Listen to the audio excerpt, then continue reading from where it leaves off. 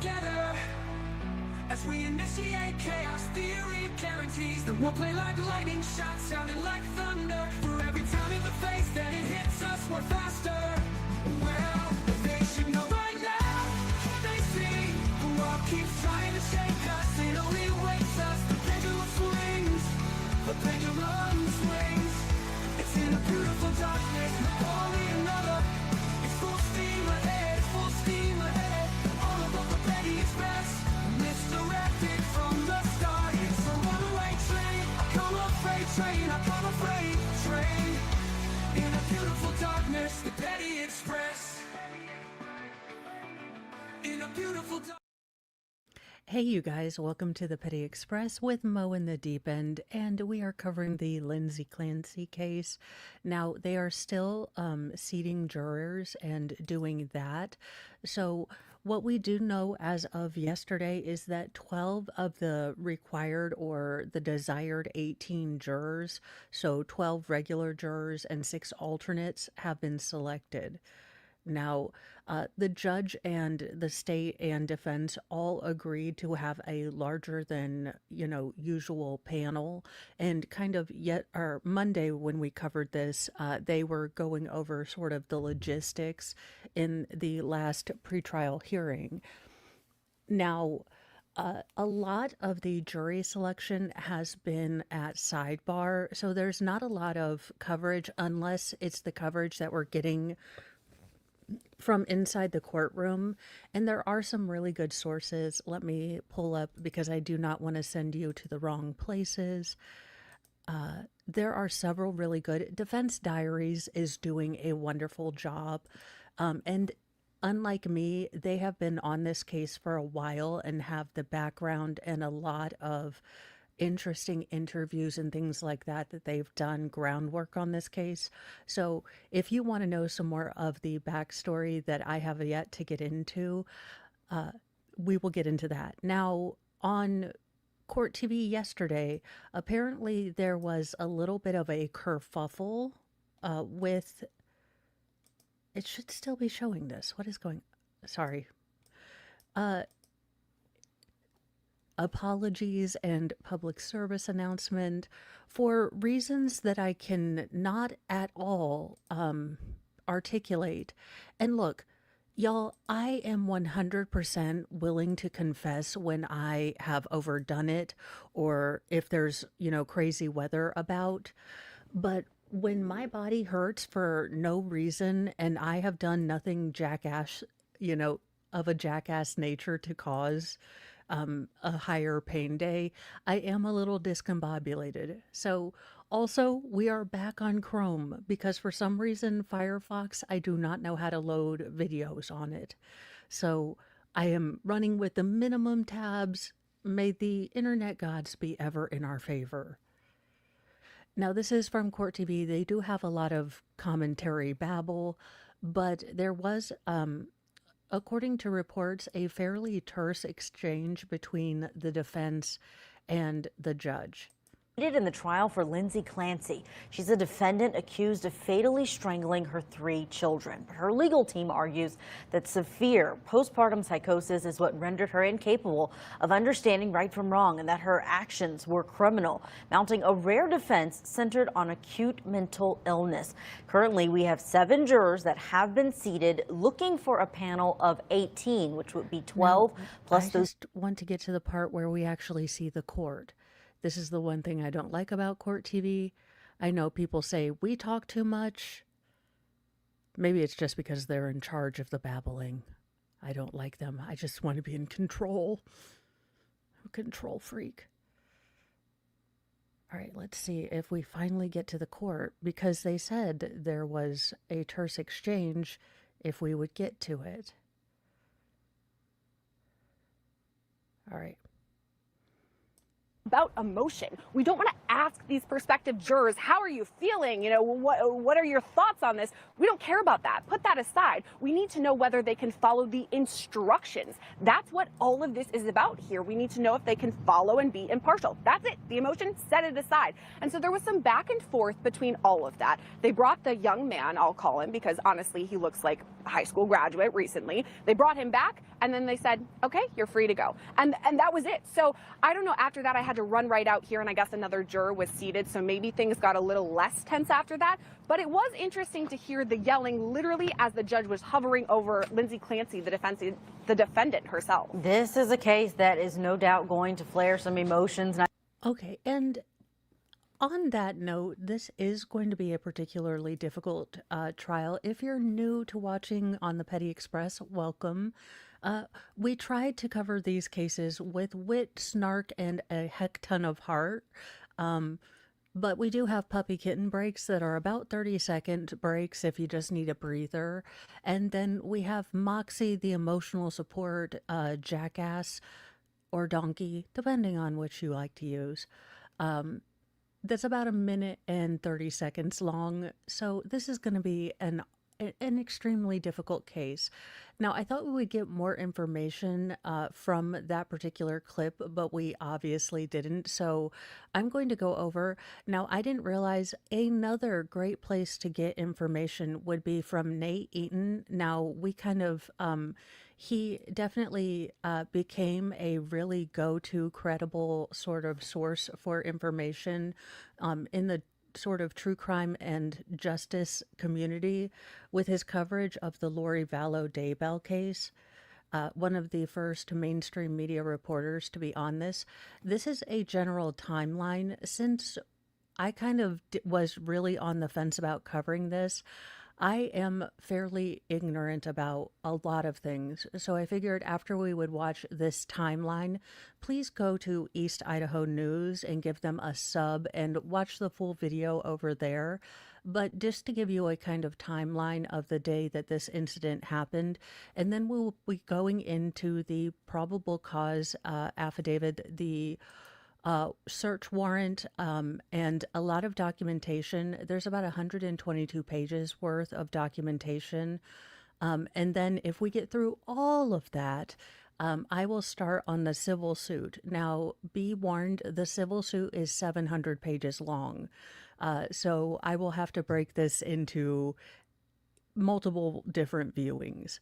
But that's kind of the general outline of what we were going to do today. I will be keeping my eye out for any information. And the defense is, I saw a little snippet on TwitTwat, as a baker would say. The defense thinks that they are going to be able to seat the entire 18-person panel today, and we might be looking at opening statements on Friday. Morning, Lindsay Clancy took her 5-year-old Cora to a doctor's pediatrician's appointment. Interacting with the nursing staff and doctor, nothing was alerted unusual in her behavior. Then they returned home to play outside in the snow with Cora and... Now, that's something that, look, as a person who doesn't know the entire background, but as a juror, that's going to be something that's going to stick out to me. The fact that on the day of the incident, she was able to interact with medical professionals at a doctor's appointment and didn't give off any warning signs. Now, you know, that's not to say that there's always warning signs in these sort of things, but that's definitely something, if I were a juror in this case and I were presented with this timeline, I would have questions. 3-year-old Dawson. They built a snowman. She texted photos of the children to her mother and husband. At 4:02 p.m., Clancy searched Kids Miralax on her cell phone, then Takeout 3V, and used Apple Maps to check the drive time from Duxbury, where they live, to 3V, which is a restaurant in Plymouth. 4:47, she called a CVS in Kingston asking about children's Miralax. 4:53, she texted Patrick, who was working in the home office in the basement, "Any chance you want to do takeout from 3V? I didn't cook anything. It's been a long day." Prosecutors say it was unusual for them to get takeout food so far from home. Now, is this what the state is using to build the case for premeditation? Again, very new to this case and actively avoided it, quite honestly. So she has there's a doctor's appointment. She seems fine. There's, also these searches, and typically they don't go to restaurants out of the area. Again, these are things that the defense is going to have to bring experts that can explain that even while having, very severe mental health issues, you can appear normal. Because I think that these are questions that a juror would have. I'm not. I am not saying that the defense is not right. I am not saying that the state is right. What I'm saying is that any juror might have a question about how you could do this and then also be so disturbed as to take your precious children's lives. Because I think that is going to be a question that they would probably have. And welcome, Blinky. At 5:10, called 3V to order takeout, sent Patrick out to get the medicine from CVS and the food. At 5:32, security video shows Patrick arriving at the CVS in Kingston. 5:33, he calls his wife. She called back a minute later and confirmed which medication to buy. He later told investigators she, quote, seemed like she was in the middle of something. That call lasted a few seconds. 5:54, security video shows. And I guess the other thing that I'm asking, MLS, this is the case of Lindsay Clancy. It is very similar. It, thematically, it is going to be using diminished capacity because of postpartum, either depression or psychosis. I don't know which way they're going to label it, but basically, Lindsay Clancy is accused of taking her 3 young children's lives. And then trying to take her own life. She did end up paralyzed in her own attempt to self-delete. However, the children were too far gone for any medical aid to help them. Now, the husband is, Patrick Clancy, is sticking beside his wife.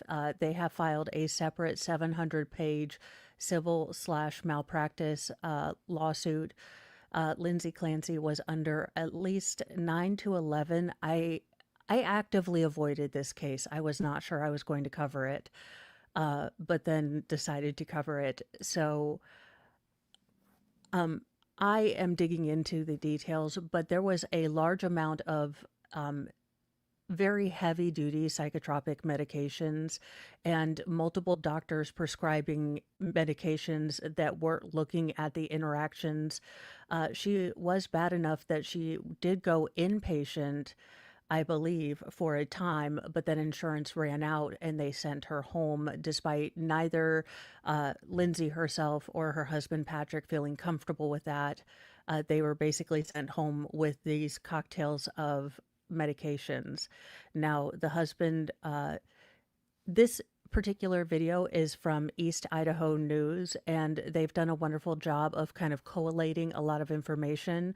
So I would go over there. I will be reading the search warrant and kind of some documents. And then if I get done with the 120-page search warrant kind of document dump, I will be going into the civil lawsuit.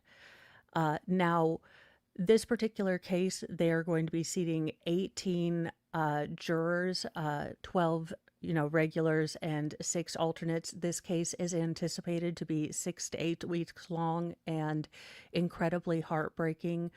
Now, there did seem to be a little bit of a kerfuffle yesterday between the defense and the judge about asking jurors about their emotional state and things like that. Now, a lot of jury selection has been at sidebar because of the details and fact patterns in this case. Some of the voir dire questions are going into mental health history, medical history to a point, and obviously those things would be private. Now, 12 people have been seated. As far as I can gather, the biographic information of the jury makeup is fairly lax, or not very much of it. According to local news, 7 women and 5 men have reportedly been seated amongst the jury as of right now. Now, some people that are covering this have sort of given out more demographic information, such as 40s and 50s or middle-aged, but there's not a whole lot of that going down. There hasn't been either there's not also been any racial breakdown either that I've seen or that ChatGPT has collated. So if there is something like that, please let me know. There are many good creators that are covering this. I think Pretty Lies and Alibis, Defense Diaries, and people who have been covering it for a lot longer than I have. So they might have a bit more information than I do. But let's continue on the timeline because I do think that these are logical questions that people are going to ask.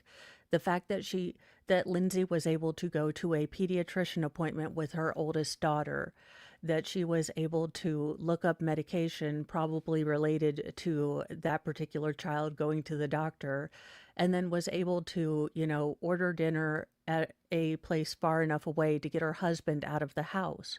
I mean, objectively, this this is something that the defense is going to, I think, have to explain how she can be in the midst of this, what they are claiming to be an almost detached from reality and following command hallucinations, yet be able to function this well. Because I think that is a question that people are going to have. If you're on the jury, you're going to have this question. Or I would think you would have these questions when you're presented with this information. And this is the timeline that we know of so far. So do keep in mind that this is the state's sort of, what we can piece together from information from the state. And the defense has yet to give their story. So do keep that in mind. Patrick arriving at the 3V, he paid and he left.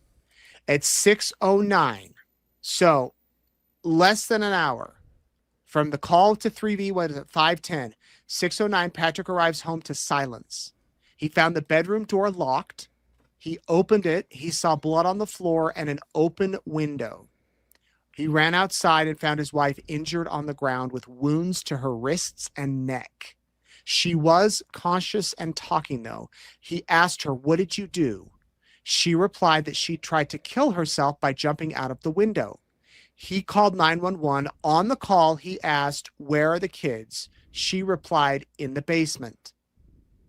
At 6:10, Duxbury police dispatched to the home for a reported attempted suicide. Officers found Lindsay Clancy breathing and semi-conscious. Patrick entered the home to check on the children. Officers then heard screaming, and Patrick reportedly yelled, "She killed the kids." I imagine that body camera footage will be shown during the trial. And here's the deal, guys. This is going to be a heartbreaking trial. And I will be doing breakdowns at the end of my live stream. They're usually about 10-15 minutes. I take a bunch of notes and I'll walk us through what we did today. So if you can't watch a day or it's just too much, I will be doing breakdowns. I never The children were quite young. Let me get you the breakdown of just the official story because it is one of the kiddos has my kiddo's name. So there was a reason I avoided this, but let me give you the basic outlines of this case.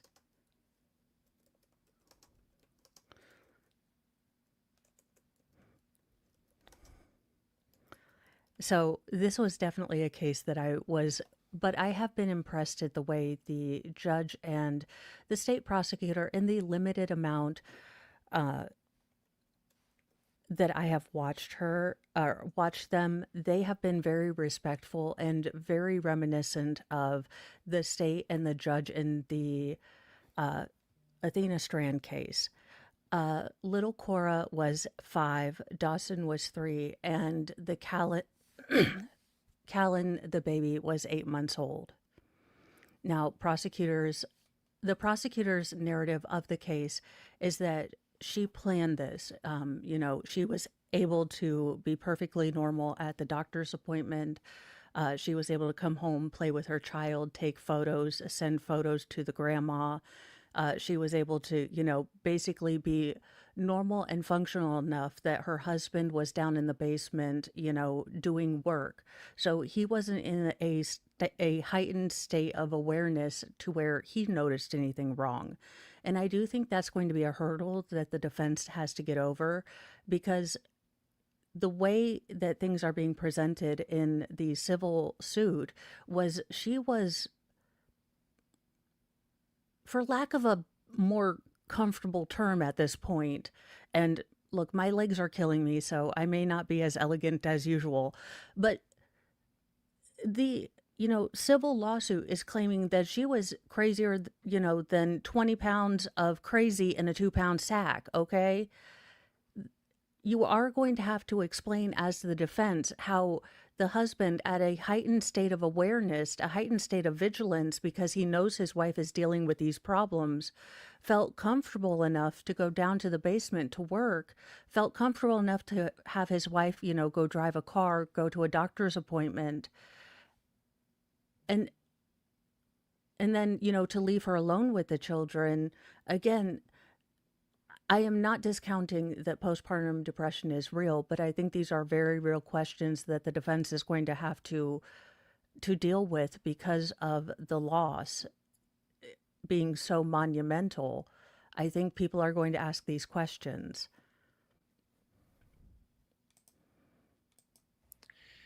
Cora and 8-month-old Callan were found on the floor in the basement den area. Dawson was on the floor of his father's basement office.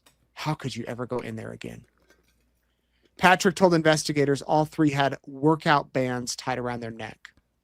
Prosecutors say Patrick removed the bands from the children's neck after the 911 call and attempted to resuscitate them.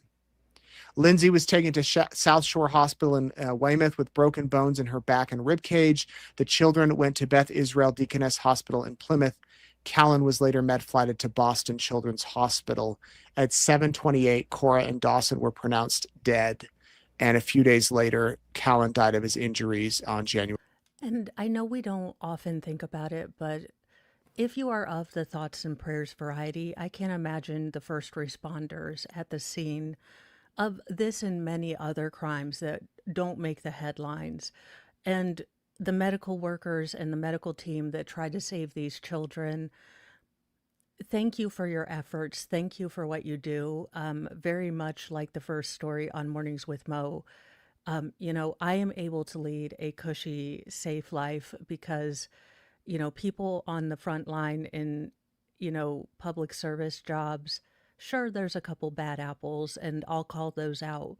But the majority are good people who have to deal with scenes like this.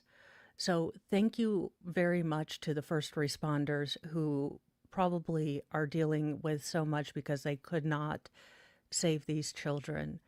And, these are ripple victims that we don't often think about, but I try to remember because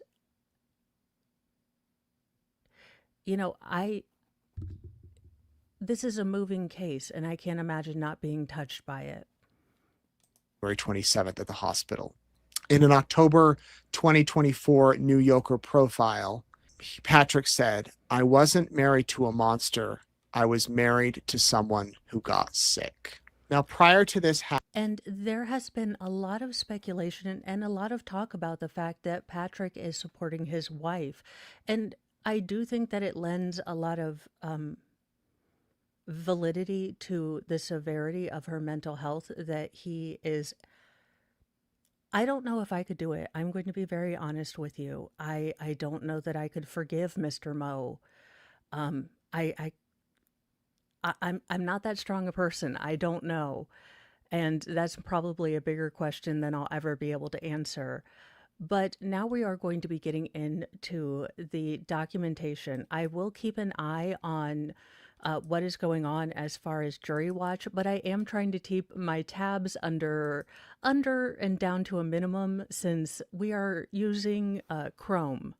Now, I do have a couple of clips that we will try to use as little breather breaks because this is very clinical, unfortunately, like a lot of documentation is. So it's going to get into some bit of this. This is going to start with a search warrant.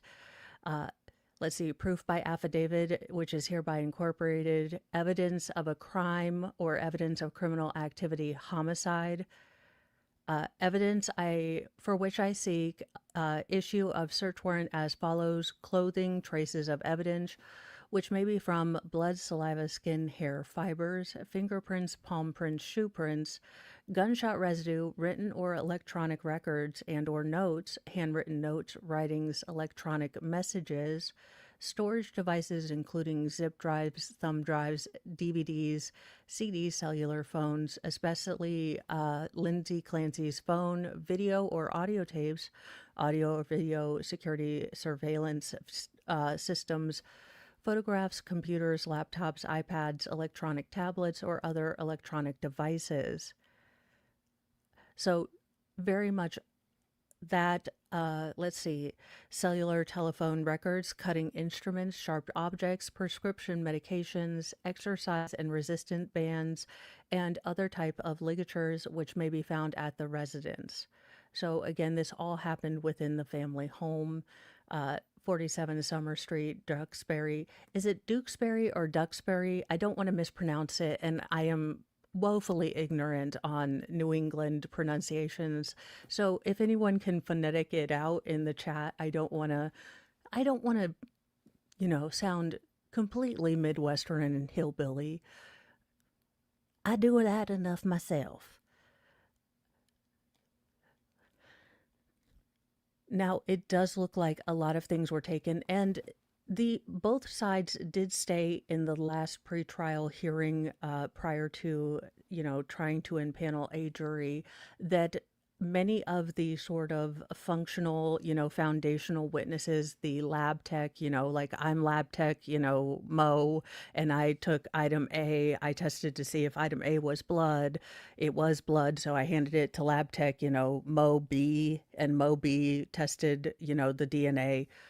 It seems like they are going to be stipulating to a lot of that. And howdy, Slidey Pie and Squaw Bob over on Rumble. I am dual streaming this on Rumble, so if you have, more cursey words, this is probably going to be a cursey word trial just because the loss is so incredibly profound. It's such an incredibly heartbreaking case. And I am glad that so many content creators that I respect are covering this. And that, you guys, like I said, I was never as humbled as I was when I had a couple people reach out to me and say that they would appreciate if I covered this. So thank you very much. You know who you are.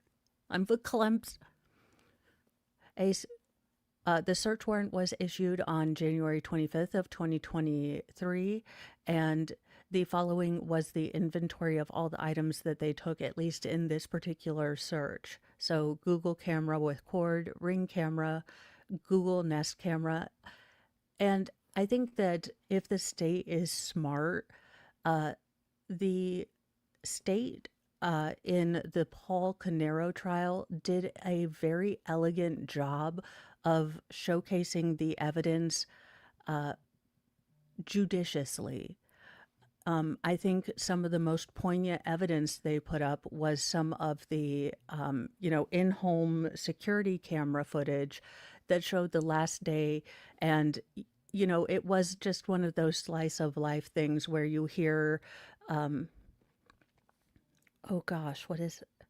You hear little Sophia, and I am blanking on Paul's nephew's name, but you hear the family just being a family, and that was one of the most heartbreaking moments. And I hope that the state understands kind of the less is more approach on this, because this is already going to be heartbreaking and poignant. I don't feel like we're going to get the Uvalde state kind of prosecution, because I was incredibly worried about the state being very, liberal at, bringing on the heartbreak. But it does seem like both the judge, the state, and the defense, at least in my limited viewing, are going to be treating this case with dignity and respect. And at the end of the day, that's all I want for this trial.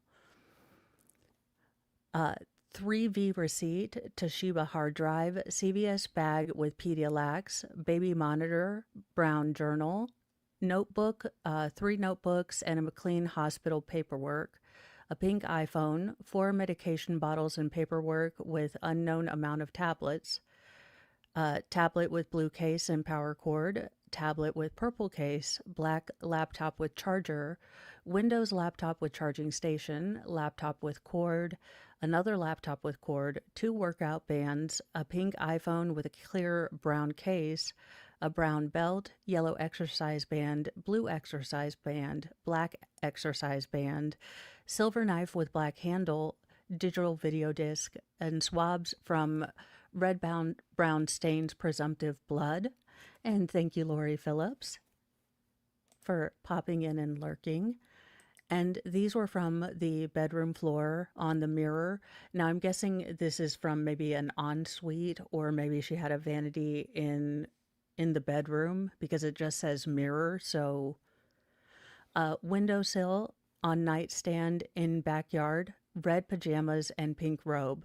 This inventory was made in the presence of members of Plymouth County State Police Detective Unit, members of the Massachusetts State Police Crime Scene Service, and at least we're crossing all of the I's. Now, this is an application for a search warrant for same area. I'm wondering if there's different things to be found, or this is just a duplicate. Sometimes these document dumps are incredibly long because there are duplicates of a lot of things. I, Joshua McKellen, being duly sworn, depose and say I am a Massachusetts State Trooper assigned to the Division of Investigative Services at Plymouth County State Police Detective Unit. Previously, I held assignments in the Division of Field Services. In the Division of Field Services, I have been assigned to the Millbury, Holden, and Milton State Police Barracks, where I worked patrol. I was also assigned to the State Police Community Action Team in Troop H, focusing on proactive policing in high crime areas. I've been a state police trooper since 2013. I attended the 81st State Police Recruiting Training Troop in 2013. During my time in the State Police Academy, I received training in criminal law and criminal investigations, gathering evidence, courtroom procedures, conducting investigations, crime scene management, motor vehicle law, and basic motor vehicle crash investigation. In addition, as a trooper, I've received training in roadside narcotics investigation, homicide investigation, interview interrogations, and search warrants. I've been involved in the arrest and investigation of approximately 100 criminal offenses and subsequently testified in multiple district courts within the Commonwealth. Moreover, I participated in criminal investigations related to homicide investigations conducted by the Massachusetts State Police Detective Unit of Plymouth County. I have assisted in executed search warrants and arrest warrants and have investigated over 100 deaths, which manners were determined to be homicide, accidental, self-deletion, and natural causes. This affidavit is to establish probable cause that the crime of murder, a violation of Massachusetts General Law, Chapter 265, Section 1, assault and battery with a dangerous weapon, a violation of Massachusetts General Law, Chapter 265, Section 15B, and strangulation, a violation of General Law, Chapter 265, Section 15D, took place at 47 Summer Street in the town of Duxbury, Massachusetts, approximately at 18:11 hours. So if you take 12 off of that, about 6:11 in the evening. Now, the 24-hour clock is good if you're logical and can do math, because you'll always know that the numbers past 12, so 1300, 1400, they're in the afternoon. So if you have a problem doing military math, I do have to remember that first. So it is like the Common Core of military math, but that's the only way I can functionally look at it, which shouldn't be so hard. A 24-hour clock should not be, a Mensa test, yet for Mo, it is. On Tuesday, January 24th, 2023, with a person of interest being identified as Lindsay Clancy, born in 1990. and the victims being identified as Cora Clancy, date of birth 12/24/2017, Dawson Clancy, date of birth, September 30th, 2019, and Callan Clancy, date of birth, May 26, 2022. Now, this affidavit does not contain all information known to investigators and is being used for the limited purpose of showing probable cause that the evidence related to the crime of murder, battery, and assault with a dangerous weapon and strangulation, with the victims identified as Cora Clancy, Dawson Clancy, and Callan Clancy, can be found at 47 Summer Street, Duxbury, Massachusetts. I believe the following facts will establish the probable cause for the court to issue a warrant authorizing the search of 47 Summer Street, Duxbury, Massachusetts. 3. Based on information below hereinafter related as a result of my investigative efforts, those of troopers assigned to the Plymouth County District Attorney's Office and the members of the Duxbury Police Department, I respectfully request to search the premises of 47 Summer Street, Duxbury, Massachusetts, in furtherance of the investigation for the crimes of murder. Basically, it goes on with the violation, the subchapters, and then Cora Clancy, Dawson Clancy, and Clayton Clancy, the person of interest being Lindsay Clancy, the residence, has currently been secured by members of the Duxbury Police Department.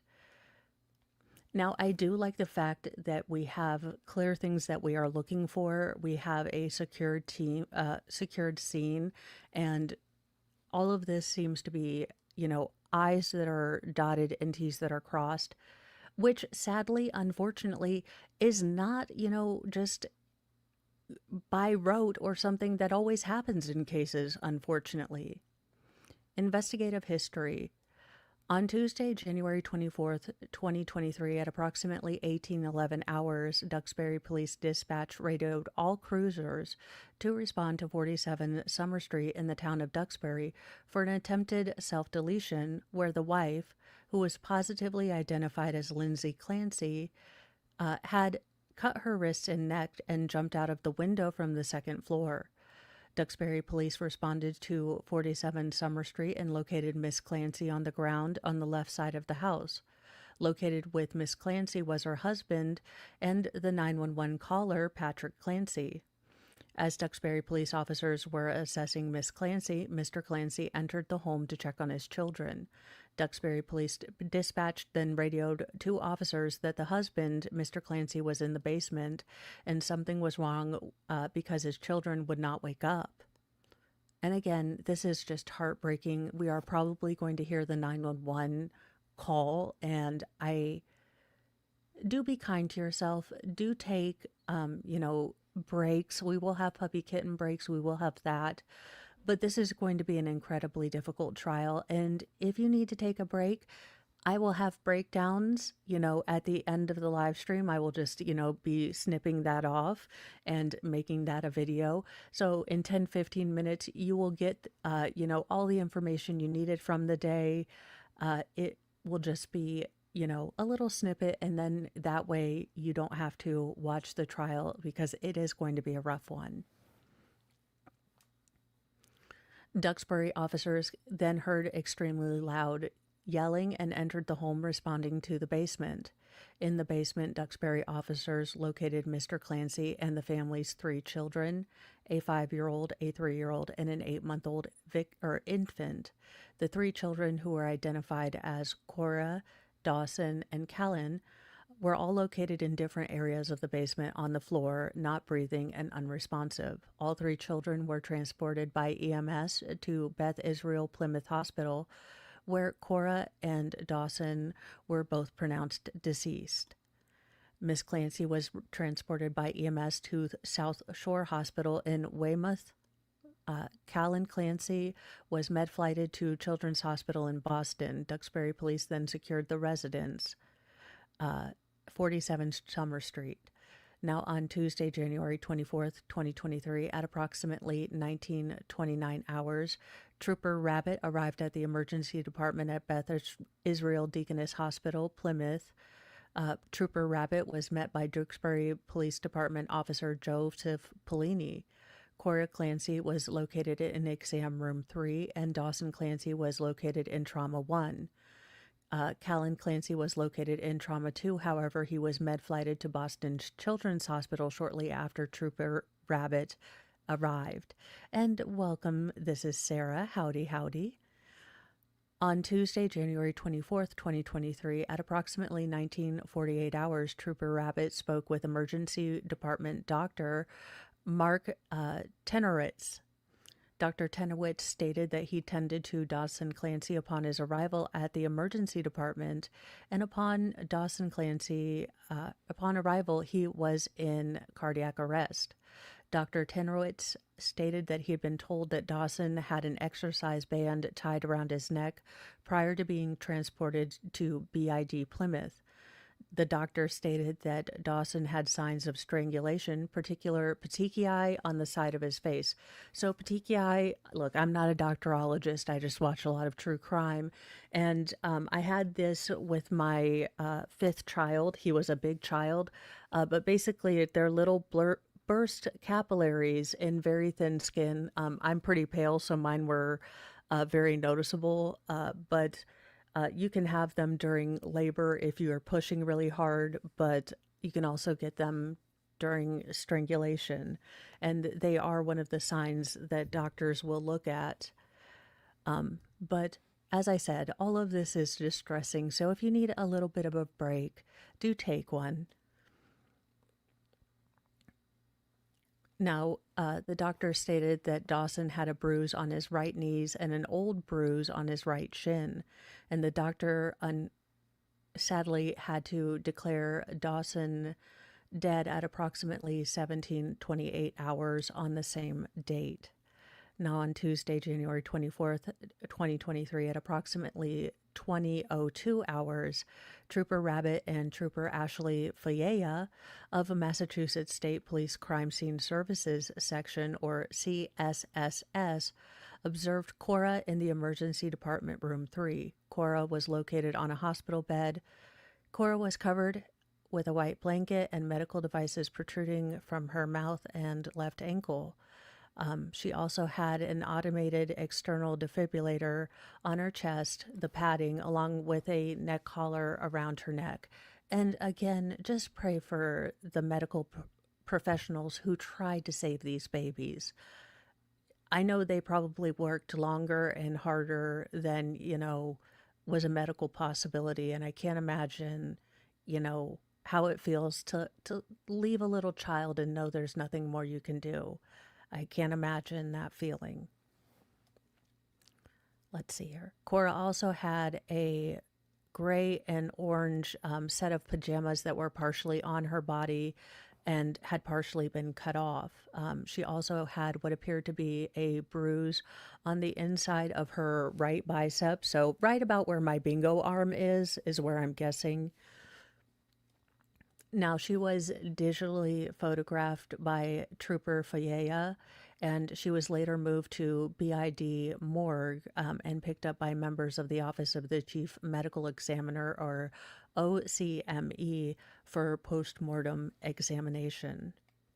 On Tuesday, January 24th, 2023, at approximately 20:10 hours, Trooper Rabbit spoke with Dr. Benjamin Kaufman. Dr. Benjamin Kaufman had attended to Callan upon his arrival at BID Plymouth. Dr. Kaufman stated that he noted no specific injuries despite Callan being in cardiac arrest, and he was in critical condition prior to being med-flighted. And Polly Pocket's power trip, the saddest to me, is that the medical community failed her, in my opinion. Why so many different doctors were treating her with so many different meds without being closely monitored, unaware others were prescribing. Yeah, it seems like a cluster F. So if you guys don't know, I used to work, I just need to take a minute for just a minute. I used to work at a therapy pool where we would do intake appointments, and we would tell people that they were going to take about 3 hours. We wanted all the medications because usually by the time they got to our rehab pool, they had, a pain doctor, a gastroenterologist, a neurologist, a, physiatrist, a physical therapist, a nutritionist. They had so many different doctors that we wanted a complete list of all medications that they were getting from everyone to make sure there were no counterindications, no, things that might be, causing some of the side effects or dizziness or anything. We wanted to make sure we had a full and complete picture along with medical history. So those appointments took 3 hours, and we did, measurements and things like that. And it's not to put down other doctors. They are in hawk to the insurance companies that wants them to triple book 10-minute appointments. So I get that, this is a huge problem and I am just one person and I don't know how to fix it. But we need to do better. We are 20 years on from Andrea Yates, and I should not be having to cover another story like this. But on a practical note, and if I could ask you, not only for the moms, but for the new dads, check in on the parents in your life. This is the hardest damn job any of us are ever going to have, to raise good, kind, productive human beings. And there is no instruction. And half the time you feel like you are doing everything wrong. So please, we might not be able to end world hunger or, do anything grand, but if every one of us checks in on the moms and dads in our lives and make sure that we're okay, and they check in on the moms and dads in their lives and they check if they're okay, maybe we can reach out and find that mom or that dad that feels so lonely and so alone and so scared and so tired, and we can stop this. So yeah, it might be pie in the sky, it might be Pollyanna, and I have a small channel. But if we all do small things, and, check in on the moms and the dads and the vets in our lives, then maybe, just maybe, these small changes can turn into something huge. And I won't have to do more of these, trials.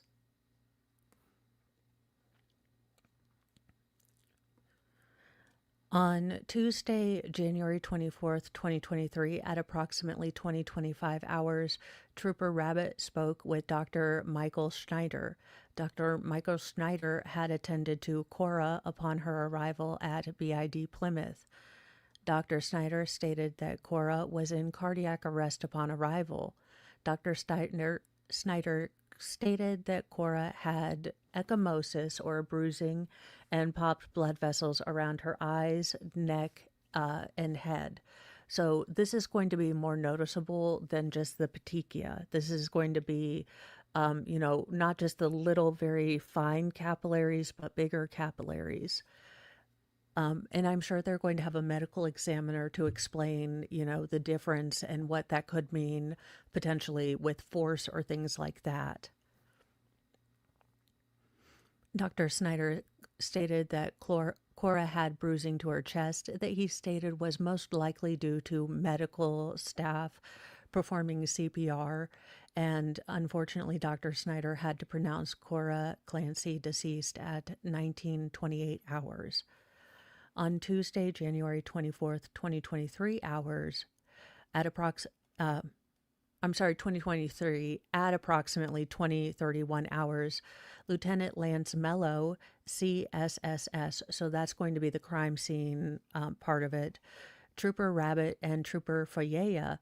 And again, if I am mispronouncing any of this, let me know in the chat. I don't intend to butcher people's names, but it does happen. Observed Dodson in Trauma 1. Dawson was located on a hospital bed. He was located beneath a white blanket with a green hospital Johnny draped on his midsection.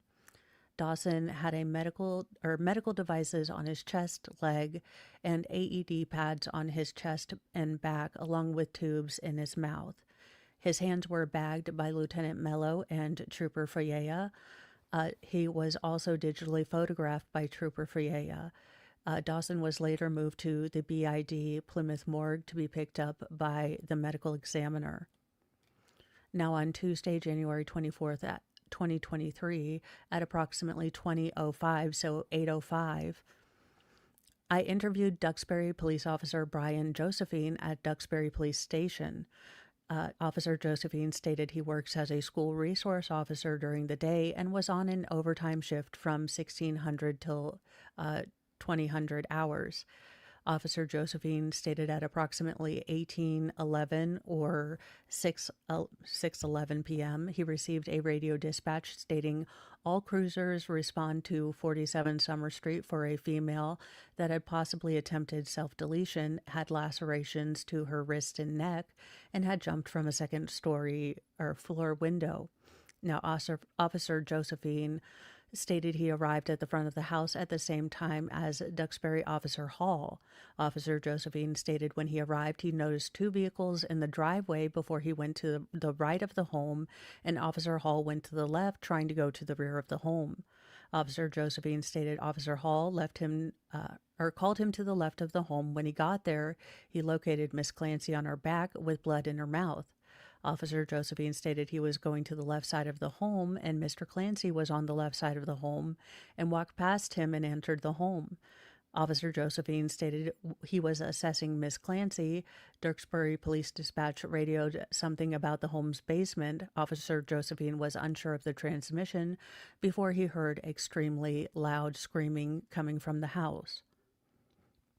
Now, Officer Josephine stated he entered the home through the rear sliding door, which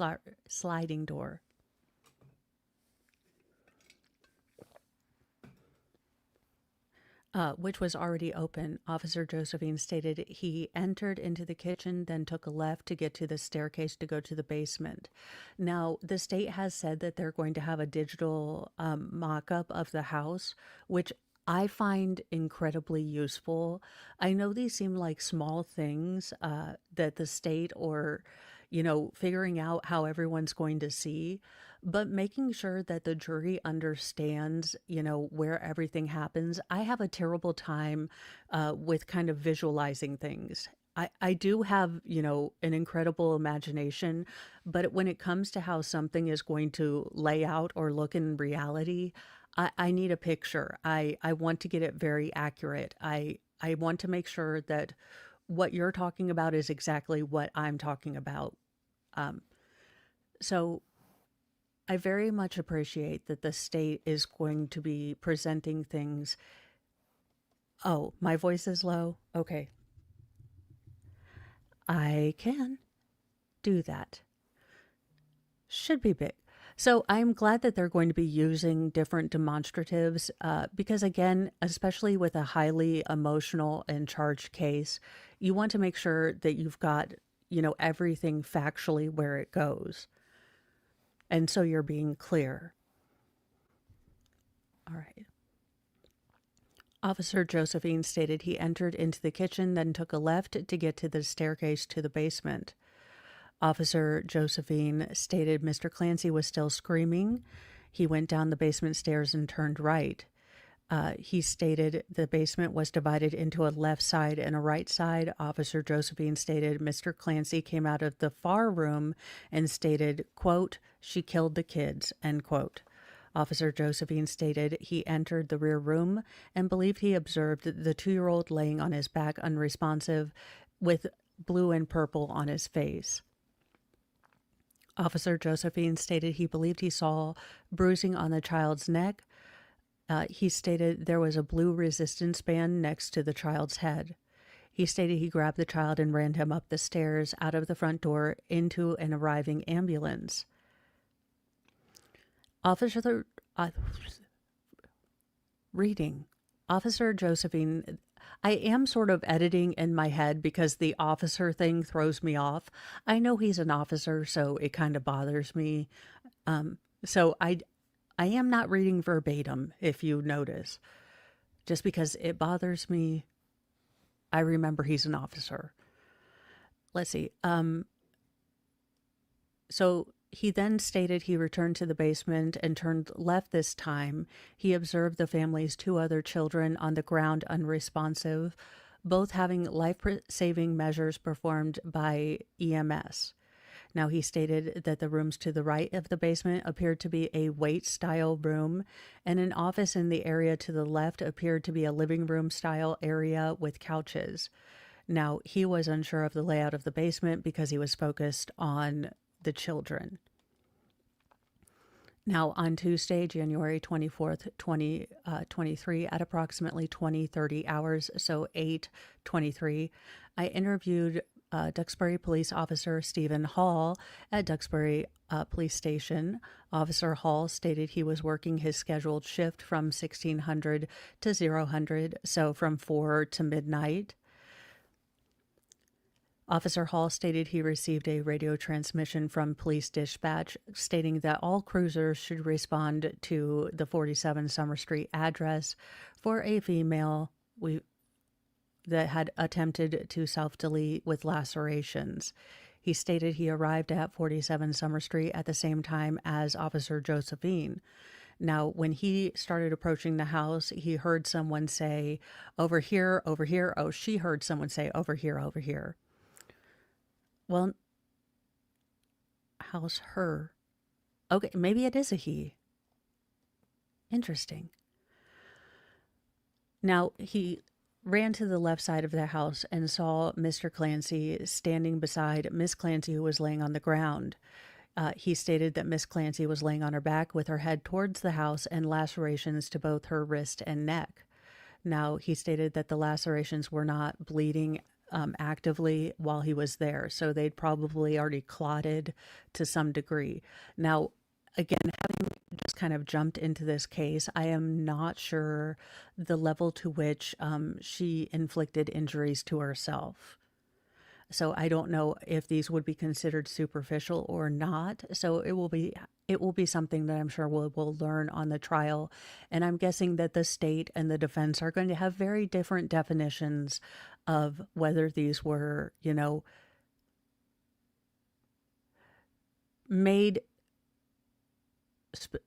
made intentionally or if they were superficial. I was trying to find a way to... This one's going to be a hard one. Now, Officer Hall did state that Miss Clancy was breathing, but in and out of consciousness.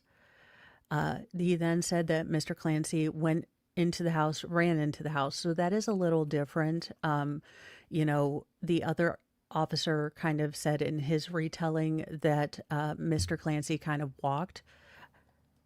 Trying to figure out why we're slowing down or being choppy. Not quite sure. I am getting rid of tabs as we don't need them. However, we are going to take a momentary break because this is horrifically sad. Now, I do have, I do have a weird sense of humor, and can I tell y'all that Jimothy is the hero that this timeline needs?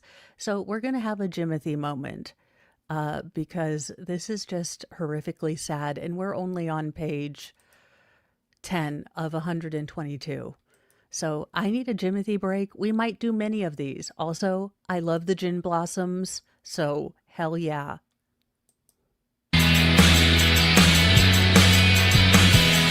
Tell me, do you think it'd be alright if he could eat your trash tonight? You see, his spinal deformity is why we love him so.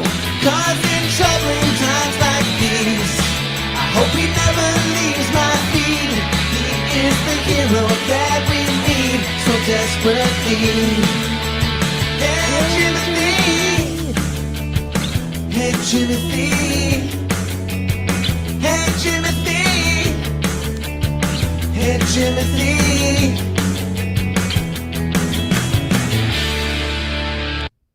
Jimothy, you must be protected. I will when I am president, Jimothy will have his own National Guard battalion. I kid you not. I am dead ass serious about this shit. Let's see. I'm on a tethered connection, but wanted to ask you, uh, it didn't start with USB. It honestly started when we had that loose ground connection on our power that we didn't know about. And I thought it was the power, but then it turns out to be this computer. So I don't know. I think this computer is just cursed. That's honestly what I'm going with at this point. Now, I do think that, and again, as someone who avoided this case, I will be looking more into if Patrick, the husband, has ever. Well, I have Taskmaster, and it's looking like it's using the correct amount of power. So I don't know. I'm going to have Mr. Mo switch switch not modems, the computer guts tower thing. I'm going to have him switch it with me and see if it's just me. I have done what I can. Now, I haven't done a lot of digging into this case, and I will be looking into, because I do think that a lot of people are going to be asking how, Mr. Clancy can stick by Lindsay's side. And, I'm of the opinion that he knows her the best, so he's the one to judge whether this was, a monster or a medical illness. But I think that would be a question that a lot of people would ask, and I don't know that I could. You're right, Jeffrey. Maybe Mr. Mo just he's got to do the blowy outer thing. I have dust in my... Look, the cats like to sprinkle cat fur everywhere, and then it goes everywhere. But I do think that he will be an interesting witness for the defense, because I think if anyone would righteously hold any amount of anger and honestly hatred toward Lindsay, it would be Patrick. And the fact that he's sticking by his wife's side, I think, is going to make this case all that much more interesting. And I think does lend credence to there being a medical condition. But then it makes me question logically. Because here's where I'm at, you guys. And look, I'm keeping an open mind, because I very much know that if doctors aren't communicating, there could be severe medical, issues, prescription counterindications and interactions. But the way it's lining up to me, we've got her going to a doctor's appointment and him not, again, he knows all these things are happening. He knows that his wife, was to the point that she needed to be, inpatient, at the hospital. He knows all these things, but he's not in a hypervigilant state. He's not noticing anything that's tipping him off, because the doctors might not have been aware, but he's aware of this.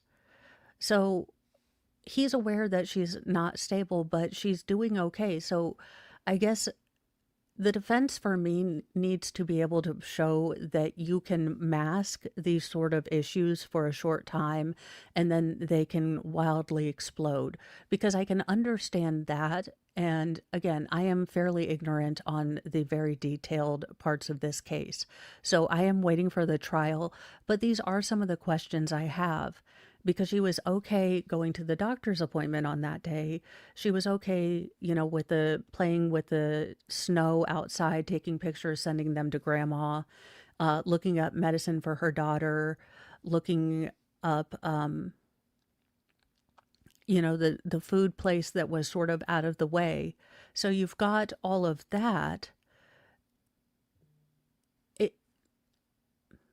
And I am aware that you can be deeply clinically depressed or dealing with a lot of different things and still be quote unquote functional. I am the queen of masking. Believe me, I understand. So what I will say is, if you are a normal person and never had anything where you've had to mask, it might seem out of the realm of possibility that a person could be dealing with demons this big and be able to, for, short periods of time, appear normal. Now, I do this every day with, pain. I am able, like, you guys probably don't notice, but this is not a great pain day for me. I'm able to mask, because usually my mind's busy with this, which is why I love streaming for my ADHD and all this stuff. So I understand what masking is. I do think that that might be a hurdle for the defense, and I hope that they have a good expert to explain how people can feign normality during, these, things, because I think it is a question. I mean, it is something that I would ask. Now, Officer Hall then stated he heard loud screaming coming from the house. He entered the home through the rear door, entered the kitchen. He stated he took a second left and proceeded down the basement. He turned to the right and saw the husband coming out of the rear room, stating, "Oh God, oh my God," and was breathing heavily. Officer Hall stated he went back into the back room and located what he believed was the oldest child. He then ran up the stairs with Officer Josephine and transported the other child into the arriving ambulance. He stated the basement was to the left of the couches. Officer Hall stated when he went back into the home and re-entered the basement, EMS was performing life-saving measures on the family's 2 other children. He stated all 3 children were blue in the face, and stated the first child to the right of the basement had no shirt on. Their face and their chest was blue. Now, he stated when he exited the house the last time, he observed the window on the second floor of the rear of the home. The window frame had blood on it, and when looking from the ground. Now, on Tuesday, January 24th at 2023 at approximately 20:40 hours, Duxbury Police Officer Vincent Calhill was interviewed at Duxbury Police Station. He was working his regularly scheduled shift. He was dispatched to Summer Street. He arrived on the scene. Other officers and EMS personnel were already on scene. He opened the front door of the home for EMS to get better access to the house. He went downstairs to the basement where he observed Mr. Clancy pacing back and forth. Officer Cahill then stated that to the left side of the basement, he observed a female child. He observed blood on the child's hand and on her face and nose. So this is also something that is interesting, and I do want to get a better understanding. Like I said, I have avoided this case, so digging deeper into what was found and how things were found has only been something I've been doing in the last day. He then realized the youngest child, the infant, was lying behind him on the ground unresponsive. He observed indents and trauma on the child's neck. Now, he stated there was a blue exercise band on the ground next to the child. He then started assisting with life-saving measures. He was then able to talk to Mr. Clancy, who stated he had gone to pick up food and make another stop before returning home. Now, Officer Clancy stated that Mr. Clancy returned home and realized that the home was quiet prior to locating Miss Clancy. Now, on Tuesday, January 24th, 2023, at approximately 20:40 hours, Lieutenant John Stantos and Trooper Joseph Rabbit conducted an interview of Patrick Clancy at, it looks like, his family home in the family room of Beth Israel Deaconess Hospital, Plymouth. Now, he was identified as the spouse of Lindsay Clancy and the father of Cora, Dawson, and Callan. The interview was audio recorded, and following is meant to be a summary of the interview and not taken as verbatim. Patrick Clancy stated he had been married to his wife, Lindsay Clancy, for 6 years, and they had 3 children together. Patrick stated at the end of September of 2022, Lindsay stated she was beginning to get anxious prior to her return at work at Massachusetts General Hospital as a labor and delivery nurse. Now, Patrick stated that Lindsay went to a psychiatrist who he identified as Jennifer Tufts and was described Zoloft. Patrick stated that Lindsay also saw another psychiatrist who he identified as Rebecca Gelada. Now, Patrick stated that Lindsay was also prescribed multiple other medication, including Valium, Trazodone, Ativan, Klonopin, Prozac, and Seroquel. Okay, Klonopin, Ativan, and Trazodone are incredibly powerful. Valium and Seroquel will cause facial tics if you take it long enough.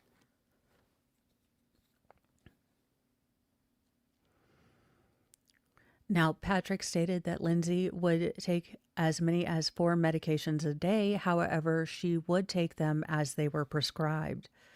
Now, Patrick stated that Lindsay called the restaurant 3V in Plymouth at approximately 17:15. So around 5:15 the same day for takeout, and Patrick went to pick up the food.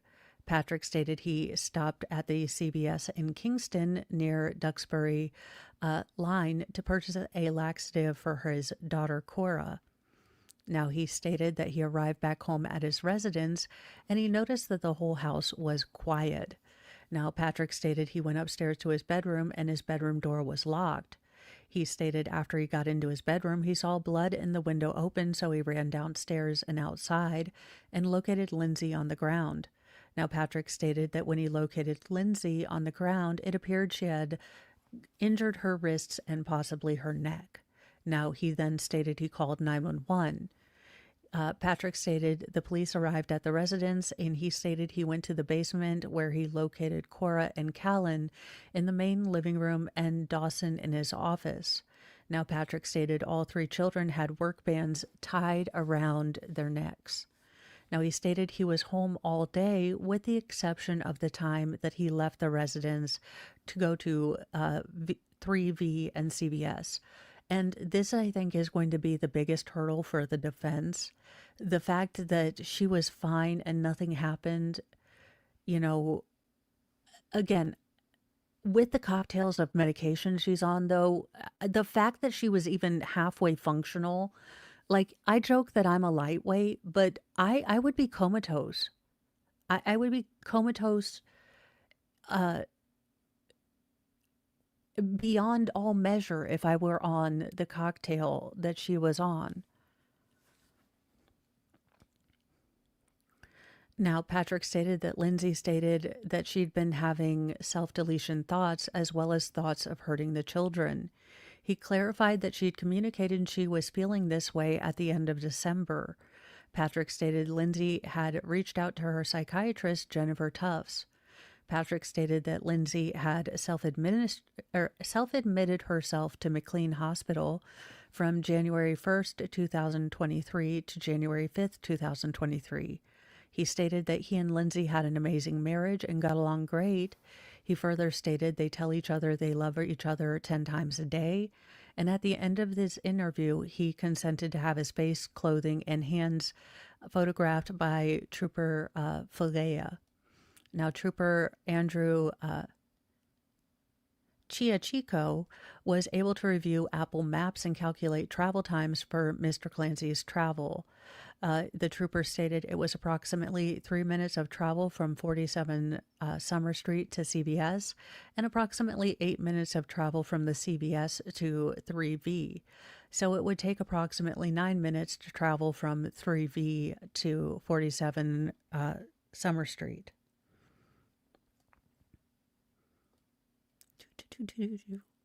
I was here. I had on Tuesday, January 24th, 2023, at approximately 21:09 hours, Duxbury Police Lieutenant Luis Chubb and Trooper Andrew Chiachico visited the 3V located at 10 Cordage Park Circle, Suite 253, Plymouth, Massachusetts, to retrieve video. During course of the investigation, investigators learned that Patrick had entered 3V to pick up food after leaving his home for the evening. And then, everything happened. Now, Lieutenant Chubb and Trooper Chiachico spoke to Michael Visorello, who is the manager of 3V, and Mr. Visorello provided access to the surveillance video system, and we confirmed the time and date on the video was accurate. Now the video shows Patrick enter 3V through the front door at 17:54, 14 hours.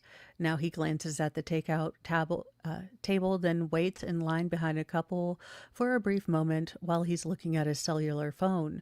After the couple leaves, he approaches the hostess desk to pick up his order. He pays for his order at 17:55:01, and Mr. Visorello informed us that hostess Sari Sweeney, or that's who it was, and he paid with an American Express card. Now he printed a copy of the receipt, and the receipt showed the order was for 2 items placed at 17:10 hours. On Tuesday, January 24th, Mr. Visorello was able to show the video, but stated he would need to contact an outside vendor to obtain a copy. He said he would have the video emailed to Trooper Chiachico. Now, on Tuesday, January 24th, 2023, at approximately 21:40 hours, Sergeant Mark Ferroli and Trooper Andrew Chiachico visited the CVS pharmacy located at 189 Summer Street, Kingston, Massachusetts, to retrieve video. Now, during the investigation, investigators learned that Patrick had entered the CVS after leaving his house on the evening of January 24th, 2023. Sergeant Farioli and Trooper Chiachico spoke with Angela Krause, who is the manager at the CVS location. Ms. Krause provided us with access to the video surveillance system, and they confirmed that the time and date on the video was accurate. Now, the video shows Patrick enter the CVS through the front door at 17:32:32 and walk to aisle 20. Ms. Krause informed us that aisle 20 is where they keep the children's medications. Patrick spends only a few minutes in the children's aisle before exiting the aisle and walking back toward the registers. As he does this just prior to exiting the camera frame, Patrick appears to be utilizing his cell phone. Patrick arrives at the register at 17:36, 12 hours, no longer using his phone. He exits the store through the front door at 17:37:08 and turns right. Now, Ms. Krause informed us that there were no exterior cameras showing this side of the building. The surveillance video was downloaded to a USB flash drive and will be entered into the Plymouth County State Police Detectives Unit's evidence room. Conclusion.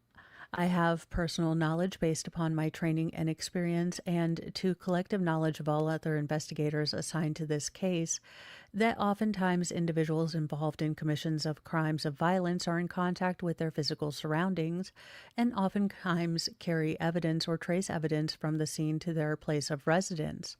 If collected, it will assist in identification of perpetrators and or the nature of the crime. Also, in crimes of violence, there is an attempt to alter, destroy, clean up, or remove evidence of the crime from the scene. However, in each case, traces of evidence may be carried from the scene in the form of blood, skin, baby gravy, saliva, hair fibers, fingerprints, palm prints, and shoe prints. I also have personal knowledge from my training and experience that evidence to assist in the identification of the perpetrator may also be carried from the scene or kept on their place of residence or in a trusted person's place of residence.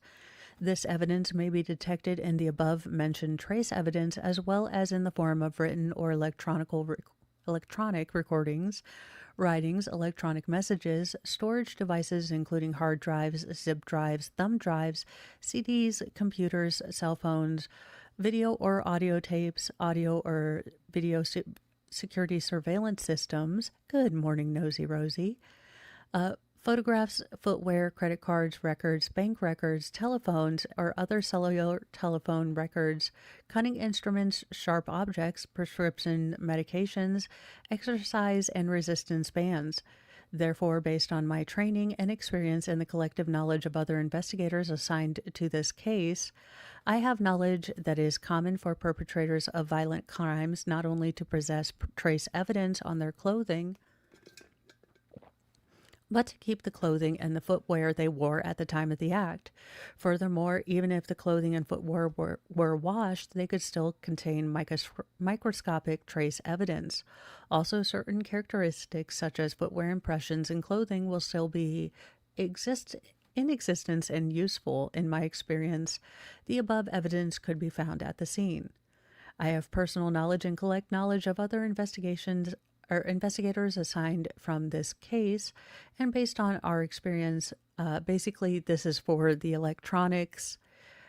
This one will be for the medical examination along with the resistance bands that were found very near to the bodies of the children or on the bodies of the children. I do believe that Mr. Clancy does state that he removed the bands from the children and was trying to render aid. So there might be traces of his DNA as we move forward in the trial.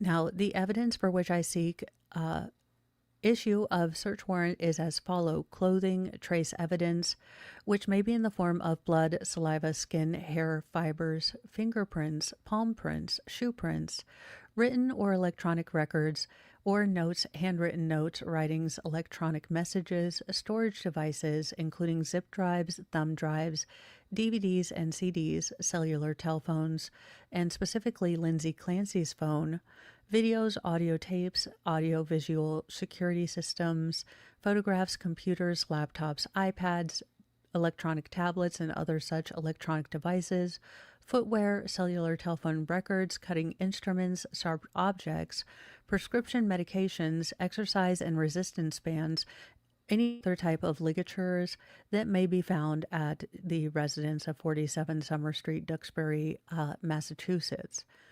Now, and then it just goes on to explain the house and the cars that were parked in the driveway along with their Massachusetts registrations.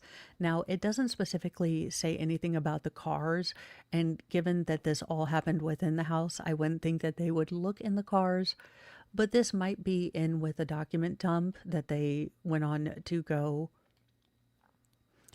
impound, and this is going to be for the impounding of all of the items found in the search warrant. So, Carolyn Blackwood, Assistant District Attorney. There we go. Commonwealth motion for impoundment are allowed. The order of impoundment is in effect until the defendant is brought to court and arraigned. So there we are. Here is the search warrant, and it will start going with the digital evidence. The photos of the crime scene will be taken by Trooper Matt Foley.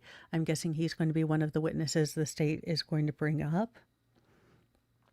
He's also probably going to be one that's going to be talking about, let's see, external swabs, but it doesn't say who the external swabs are for. Also, nursing progress notes for the summary of injury of Lindsay Clancy. So we're also going to be getting Lindsay's injuries as well.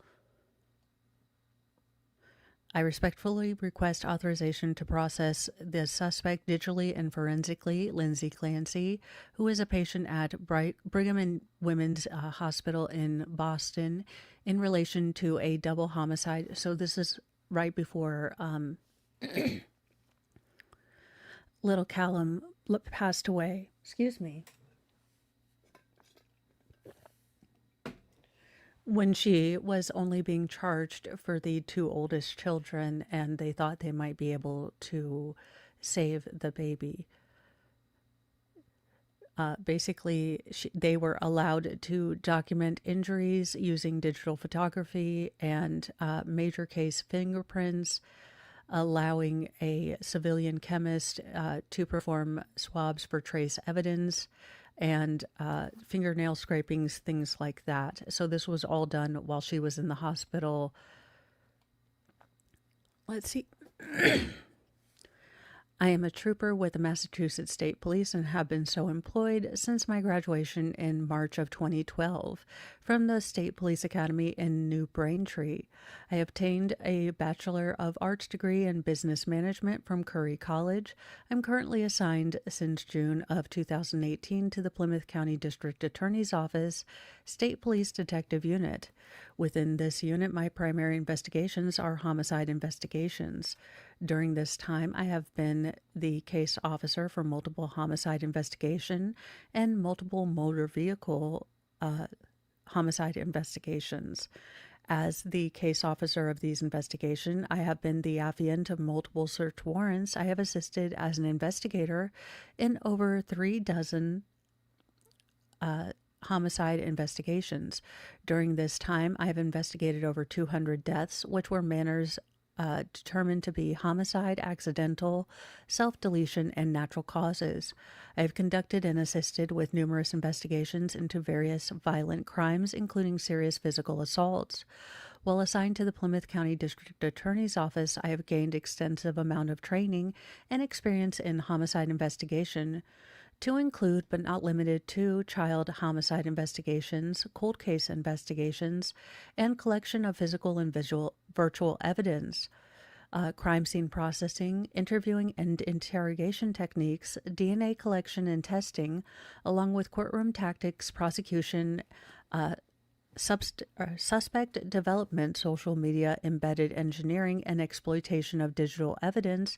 Prior to being assigned to the Plymouth County State Police Detective Unit, I was assigned to the Division of Standards and Training and Division of Field Services. In the Division of Field Services, I worked in various barracks and patrol areas. Oh, and Sub Rosa, thank you. I was going to skip this trial. Too close to my heart. Too many old men deciding on women's health care, etc. But I think I can do it here. Thanks for that, people. And welcome, Sub Rosa. You know, we are just people trying to people and not be jerk faces with a little bit of dark humor. But if you have grace for us, we have grace for you. And hopefully we can get through this together. Let's see. I was also assigned to the State Police Community Action Team in Troop H, focusing on proactive policing in high crime areas. I've been involved in the arrest and investigation of various criminal offenses and have subsequently testified in multiple district courts, superior courts within the Commonwealth, based on information herein after related as a result to my own personal knowledge and those of other investigators' efforts involved in this investigation. I believe the probable cause exists that the crime of murder in violation of Massachusetts General Law, Chapter 265, 2 counts, Section 1, strangulation, a violation of Massachusetts General Law, Chapter 265, Chapter 15D, 3 counts, and assault and battery with a dangerous weapon, a violation of Massachusetts General Law, Chapter 265, Section 15B, 3 counts, occurred on January 24th, 2023 at 47 Summer Street in the town of Duxbury. The above listed crimes were committed by Lindsay Clancy at the same address, currently a patient at Brigham and Women's Hospital at 75 Francis Street in Boston, with the victims being Cora, Dawson, and Callan, all at the same home in Duxbury. The foregoing facts are based on my own personal knowledge in this investigation, as well as the participation of other law enforcement officers involved in the investigation. This includes, but is not limited to, and thank you for becoming a member.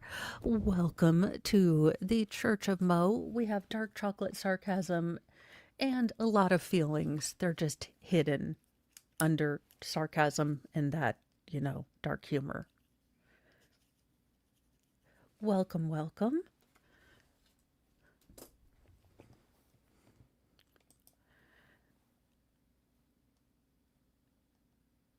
Okay.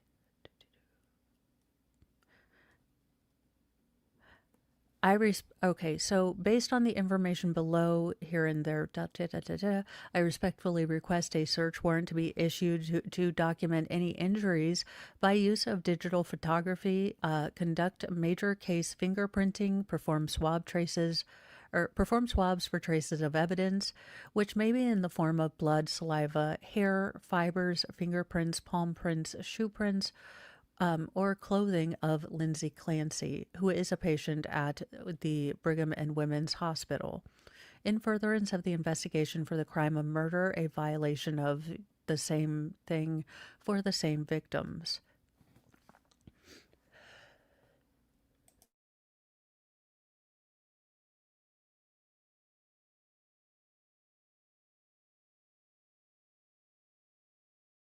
Thank you. Had to cough there for a second. I think the smoke is getting a little bit lighter here in Indiana, but it's still pretty bad, not gonna lie. Now, it is to be noted that the following is a summation of events and not meant to include every possible fact known to the investigators at this time. The basis that probable cause exists justifying this search warrant is as follows. And it goes back over the same sort of details that we talked about. Again, not that I want any disrespect, but it is hard having to go over and say their names over and over again for essentially the same, the same information. So if there's new stuff, I will bring it up, but a lot of this is repeat of what we've heard. So this is going over Trooper Rabbit and how they went over and documented the children's bodies while they were in the hospital prior to two of the children being prepared to go to the medical examiner, and just the state the children were in when they first were able to see them and start the documentation. These are probably going to be incredibly, for me, what I will say is that these particular witnesses are probably going to be the hard ones for me. The very stoic professionals who are trying not to lose it are my emotional kryptonite. So if any of the first responders or doctors start to lose it, y'all have your toilet paper ready, have your Kleenex. Look, I'm gonna use toilet paper because I'm cheap and it's available. Hey, J-Hip.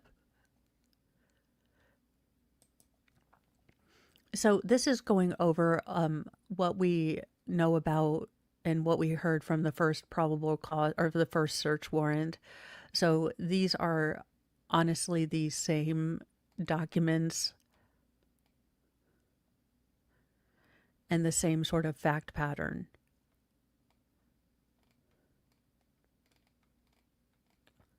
And that's a lot of what these document dumps are when you first see them and you're like, 122 pages.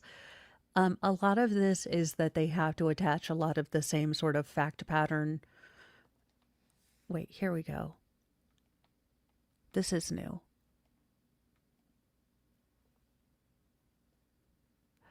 On Tuesday, January 24th, 2023, at approximately 22:50 hours, while at Duxbury Police Department, Trooper Corey Mello conducted a recorded interview of Kyle Canary, with a date of birth and phone number redacted, along with Duxbury Police Detective Maffeo. Mr. Carney, or yeah, we're going to go with Carney, said that he had met Pat Clancy in college and they had been best friends for approximately 10 years. He states that they speak just about every day, and he actually spoke with Pat, or Patrick the husband, earlier in the morning in a group text. Now, Mr. Carney stated the group text was with other friends, and they primarily discussed work.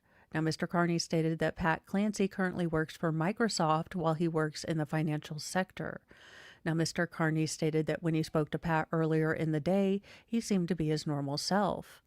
Mr. Carney stated on Sunday, January 28th, 2nd, 2023, Pat Clancy, along with Lindsay, said, and two of the older children had visited their house for dinner. While there, Lindsay seemed fairly normal, mostly quiet while on her phone and keeping to herself. He was actually surprised she was there due to Pat's statements about her health and didn't know she was coming that night. Now, he stated overall everything seemed perfectly normal, and this was the first time they'd seen Lindsay in several months. When asked why they'd not seen Lindsay for such an extended period, Mr. Carney said that Lindsay had been having medical issues. Now, Trooper Mello then asked him to expand on those medical issues, and he stated that Pat told him that Lindsay was about to go to work and was having anxiety. She was prescribed medications which were, in Pat's opinion, not working. Now, Pat went on to tell him that Lindsay had been prescribed more medication and that she was now addicted to benzodiazepines, which are incredibly powerful. Look, I'm not a doctorologist, but these are incredibly powerful medications.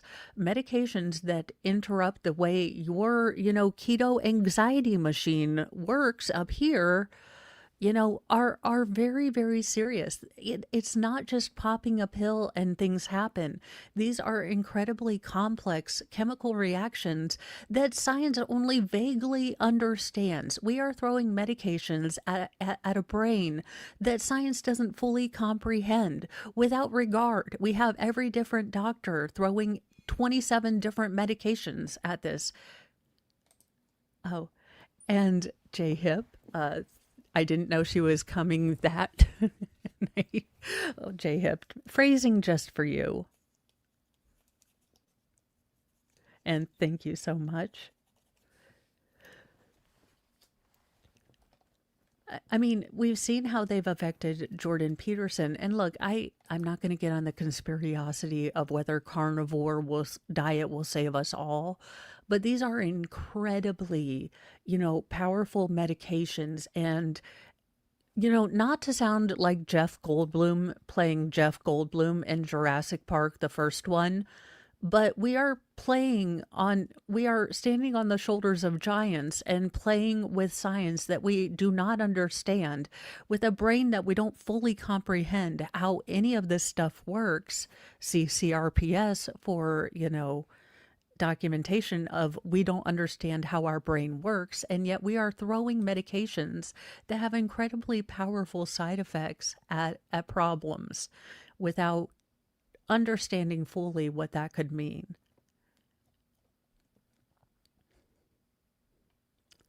Now, Pat also told Mr. Carney that Lindsay was having issues with her medication and mostly she was anxious and not depressed.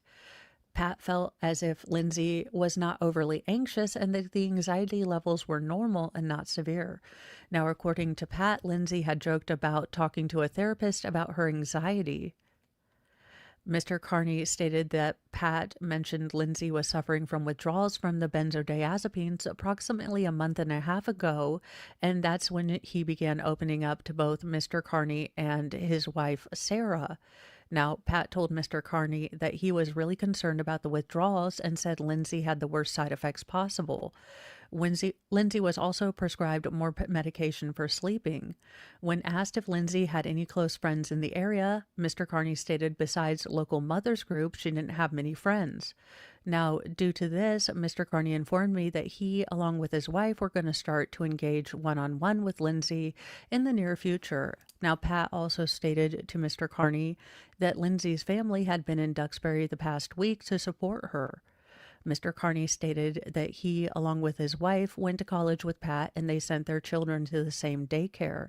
It was during one of these daycare drop-offs that Pat looked as though he was having a rough morning and opened up to Miss Carney.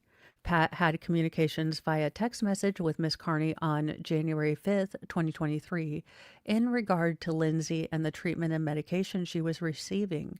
Now, Mr. Carney stated that Pat felt as if he needed to get more involved with their treatment due to the fact that Lindsay was going by herself to the psychiatrist for a while, and he felt she was prescribed too many medications. Mr. Carney stated that Pat never voiced concern of, Lindsay hurting herself, and the interview was terminated. So very interesting, because again, I think this is something that is going to be something for the defense to deal with. You know, how was she able to, have varying levels of this seeming to affect her life? And what do I mean by this? So I'm going to kind of relate it to my own crippledness. There's this little handy dandy form that I have to fill out every time I go to my doctor, how my pain, affects my daily living. Like, am I able to do laundry without taking a break? No. Am I able to bend over and do such and such? No. So while I understand more than most that your daily ability to deal with things with, a chronic condition or a mental health issue might be on a spectrum, like she might be having really good days and really bad days, I think for normal lay person on a jury, the defense is going to have to really, have an expert to explain this, because I do think that is a level of a spectrum of how well you can deal with things on a day-to-day basis. And I'm not a doctorologist, but I can tell you I have really good days where you wouldn't know that I have anything wrong with me, and then days where I can barely touch the floor. So I understand more than most that there are a spectra to these things, but if you've never had to deal with a chronic condition, I think it's very, very easy to say, well, you're not hurting all the time, or you did X, Y, or Z. And I think that's something that the defense, I hope, is thinking about, because it is going to be a question that people who do not deal with, chronic mental health issues or chronic pain, it is something that is hard to explain if you don't live it. You don't understand that there can be good days and bad days, that a chronic condition isn't a blanket, every day is total crap. I mean, I don't think any of us would survive if that were the case. Now, all right, okay. Conclusion. So this is just the conclusion of why they got this particular interview, and then also different things. So that's the hard part about these document dumps. It will be the same thing, the same thing, the same thing, and they'll sneak something new in there. Impoundment.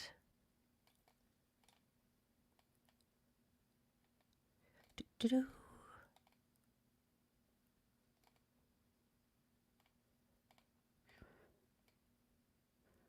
And this is to seize blood and urine drawn from Lindsay to check the levels, I'm guessing, of medications in her system, but also any other intoxicants that might be, in there, of the not street legal variety.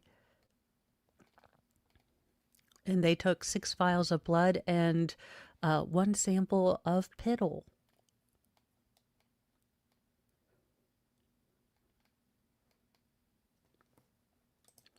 And Nosy Rosie, I have fibromyalgia, and it's is a mind F, because one day it's okay, and that afternoon is like flu, like pain, clothes that hurt, fatigue.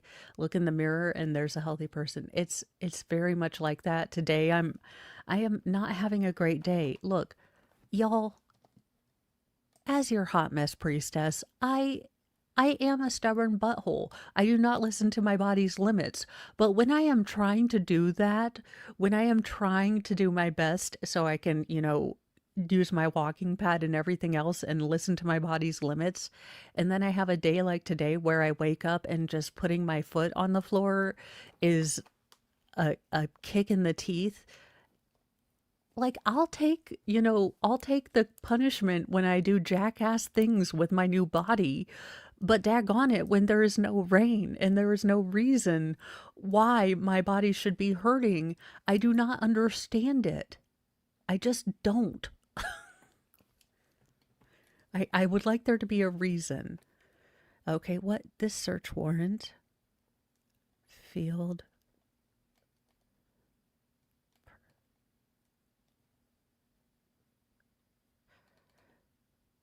Basically the same thing. A lot of this is going to be copy and paste. This is going to be for the blood and urine, potentially. There was also a warrant for the fingernail uh, scrapings as well. I do think there were some allegations that there might have been a struggle with one of the children. Like I said, didn't dig too deeply into this case, so I hope not.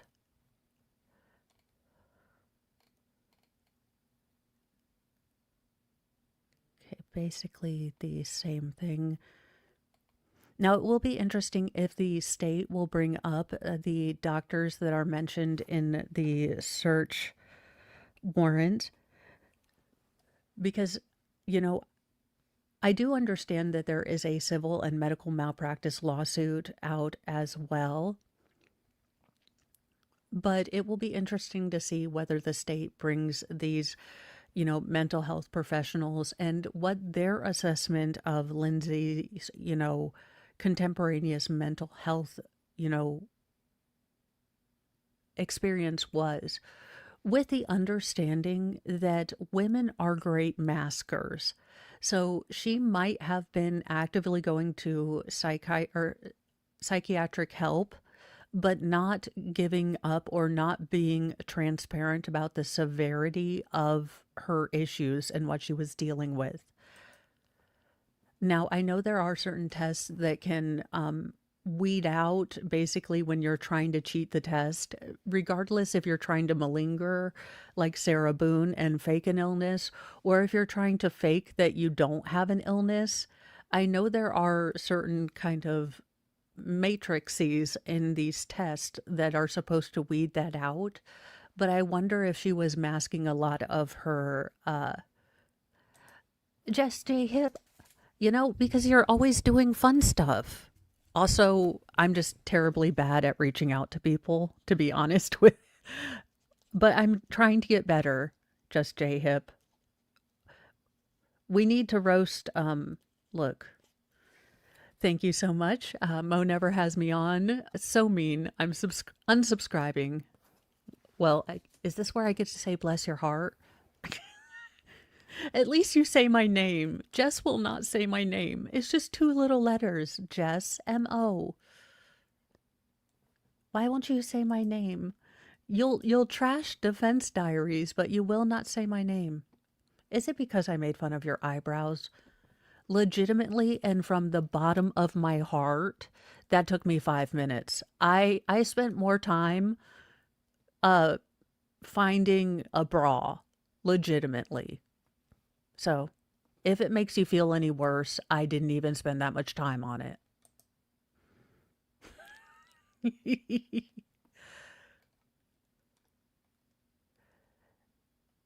Basically the same probable cause affidavit that we had at the beginning. I am just skimming through to see if we are finding any other things that they put in.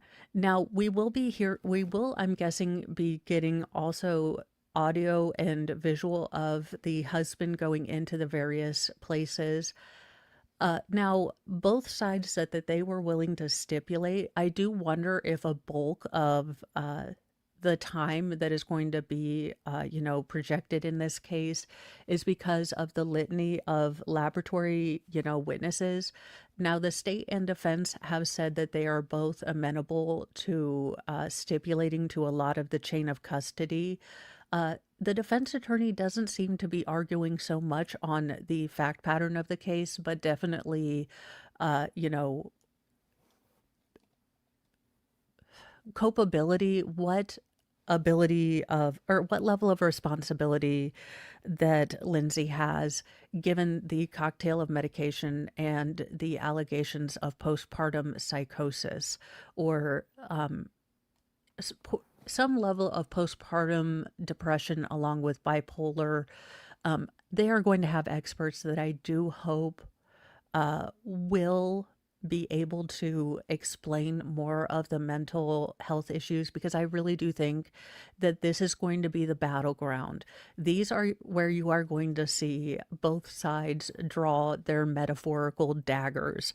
These experts are going to be, I think, examined to within an inch of their life. And good.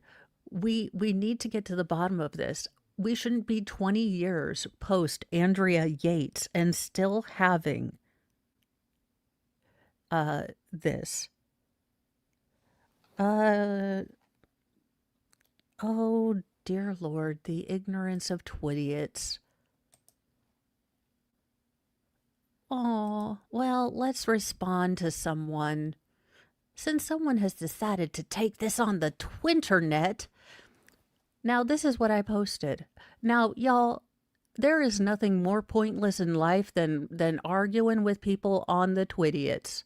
It is collectively a negation of the forward evolution of humanity. Change my mind. But this is the post that I wrote. In light of Lindsay Clancy case, I would like to remind everyone to check in on the moms around you. We're all humans. Raising little humans to be good people is the hardest job. It's not huge, but if we all check in on the parents in our lives, maybe we can stop more pain. Now, tired peasant decided I needed to be taken down just a peg. I needed to climb out of my ivory tower, if you will. Bunny, I see you. My name is Mo. If Lindsay Clancy was black, would she still have support? Yes, because I support mothers.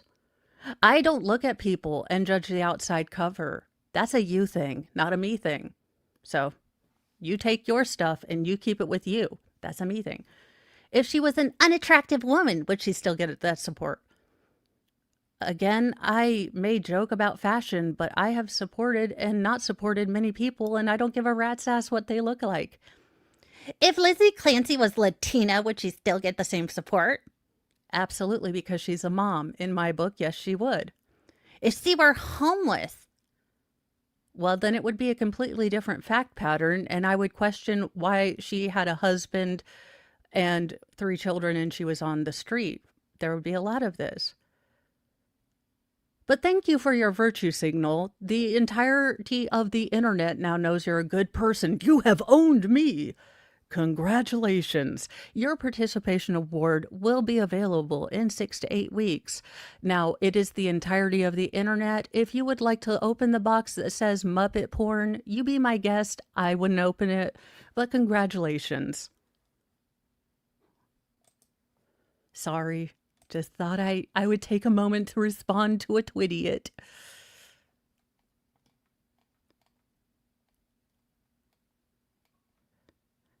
All right, so now we are actually getting to something new. Now, we've got medications that were found at the house. On Thursday, January 26, 2023, at approximately 14:30 hours, Trooper Lawyer examined 4 medication bottles prescribed to Miss Clancy. Now, below are the 4 prescribed medications. IC amitriptyline, HLC, 10 milligrams. Amitriptyline is a, it's a neuroenhancer, I do believe, but it's a neurotransmitter. Where are all the super chats from this chat? Get on in here. Mo's going to starve.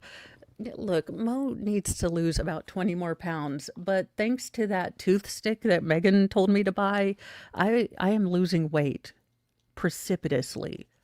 That it tastes like not good. I am marked safe from. It's also a blood pressure, but I thought it was a beta blocker. Look, like I said, I'm not a doctorologist. Diazepam 5 milligrams. Now, this is take 1 pill at bedtime for the amitriptyline. Take 2 tabs daily, 3 days at 1.5. So it looks like they do have to titrate.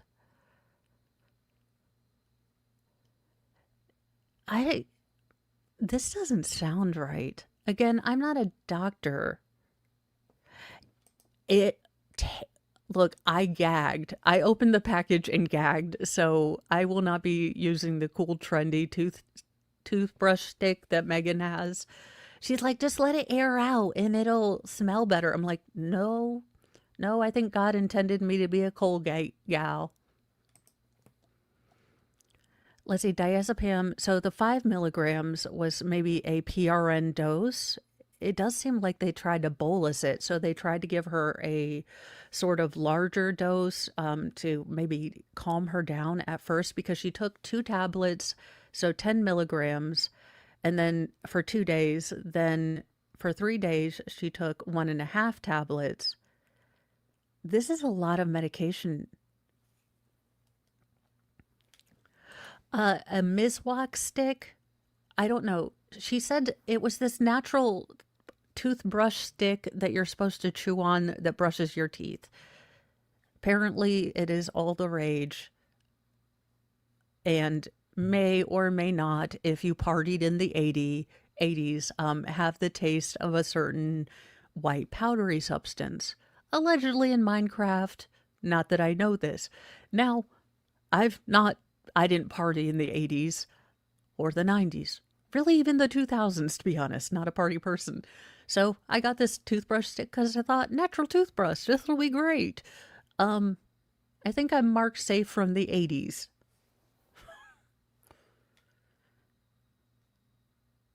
This is insanity.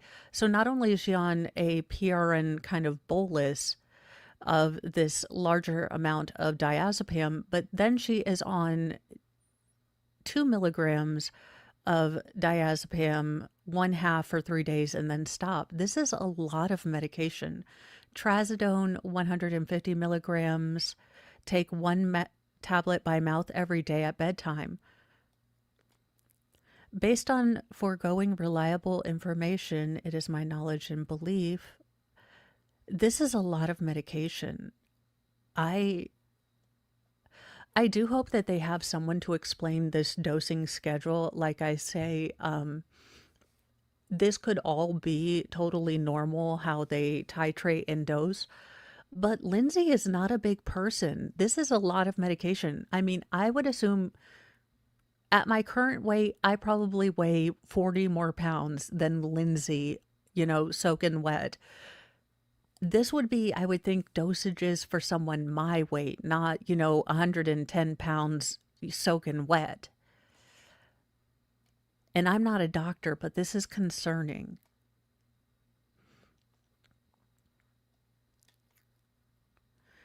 Now, let's see. So, investigators learned Lindsay Marie Clancy was prescribed amitriptyline 10 milligrams, diazepam 5 milligrams, diazepam 2 milligrams, and trazodone 150 milligrams, in addition to prescribed medication found during the search warrant execution.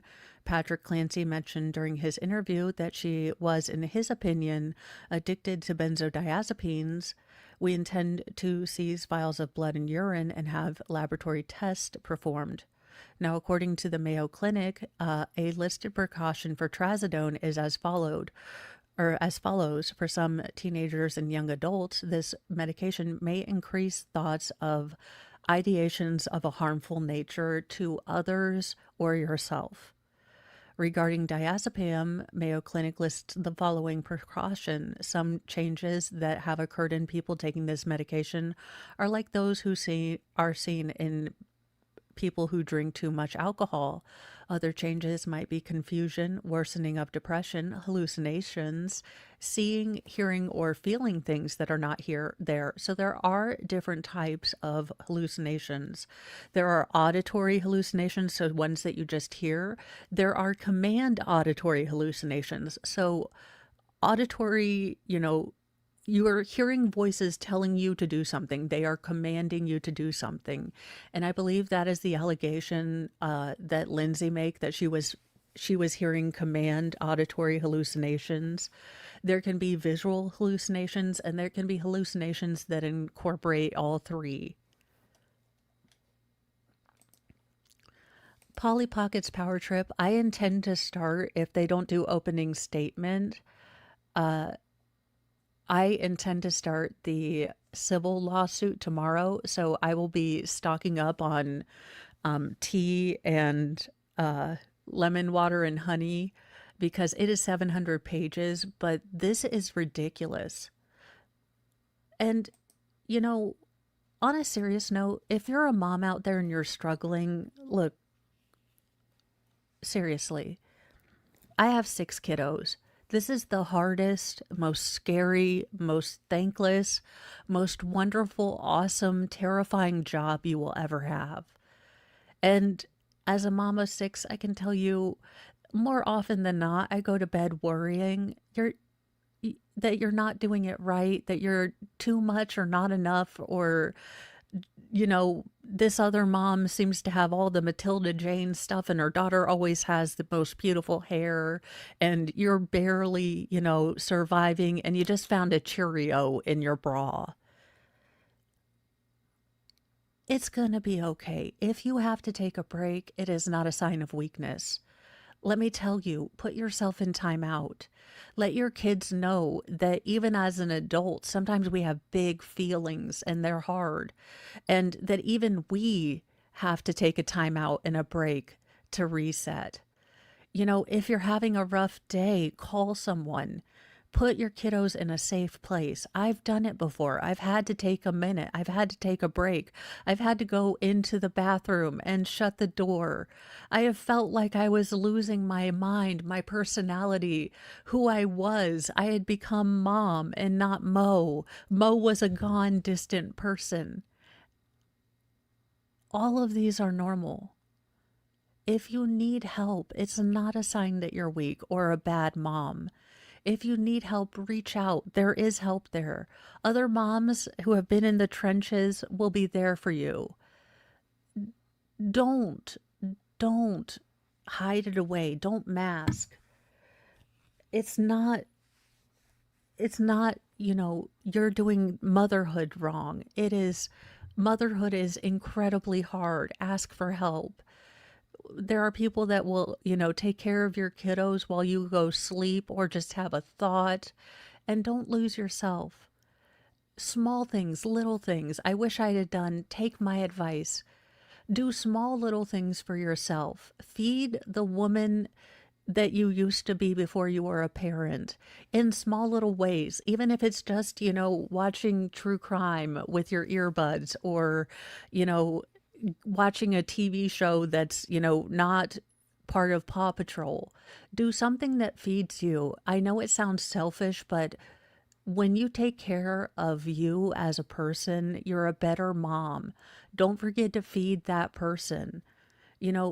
There are people out there that are willing to help. And like I said, if I could encourage all of you to reach out and check in on the parents in your life, moms and dads. Your dad's there, mom's going through this hormonal craziness. He needs support and help too. If anything good can come out of this trial, let's check in on the parents that we know. Let's, do small acts of kindness. Just check in. Make sure they're doing okay. If we all check in on the people we know and they check in on the people they know, then maybe we will get help to people crying out for it and get attention to, moms or dads that feel overwhelmed. And thank you guys so much. Welcome, Baker Raiders.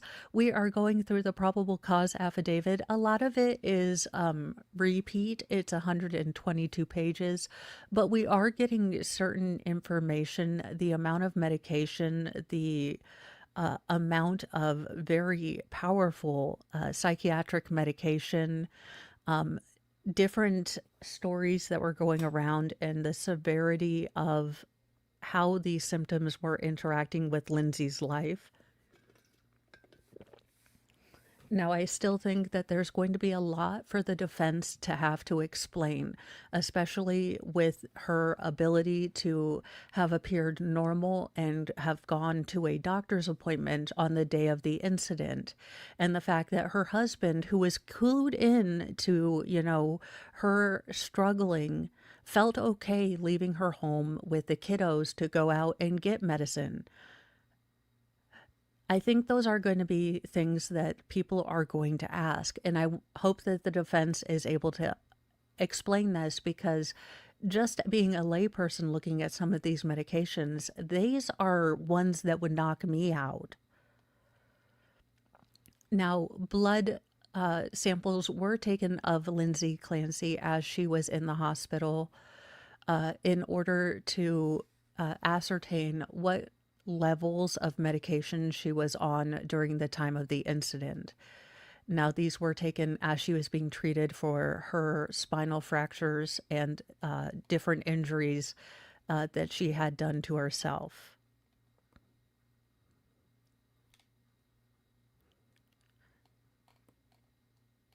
And let's see what we are getting now. Impounding the following. This motion is allowed. This court extends the finding and order, if of impound by the court, to extend and include search warrant. All right. It's like, what are we reading here?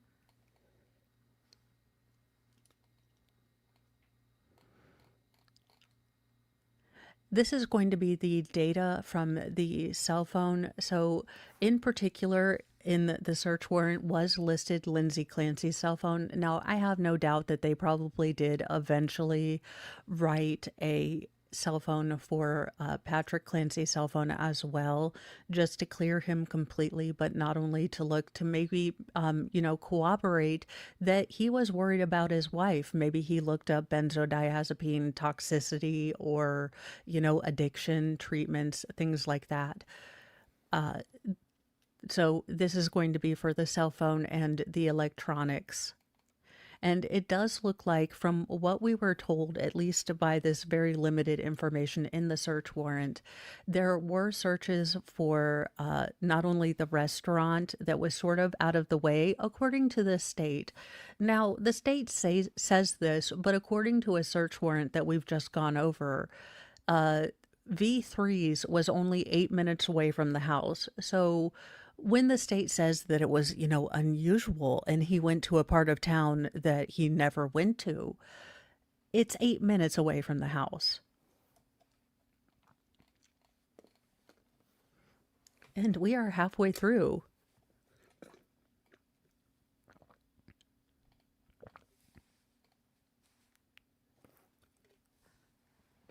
And this is going to be a search warrant for any group chats or Facebooks, Instagram, Kick, Discord, and others, along with the cell phone.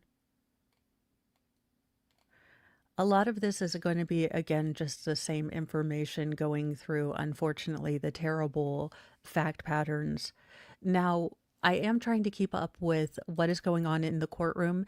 It does appear like we are staying on track to possibly start opening statements on Friday.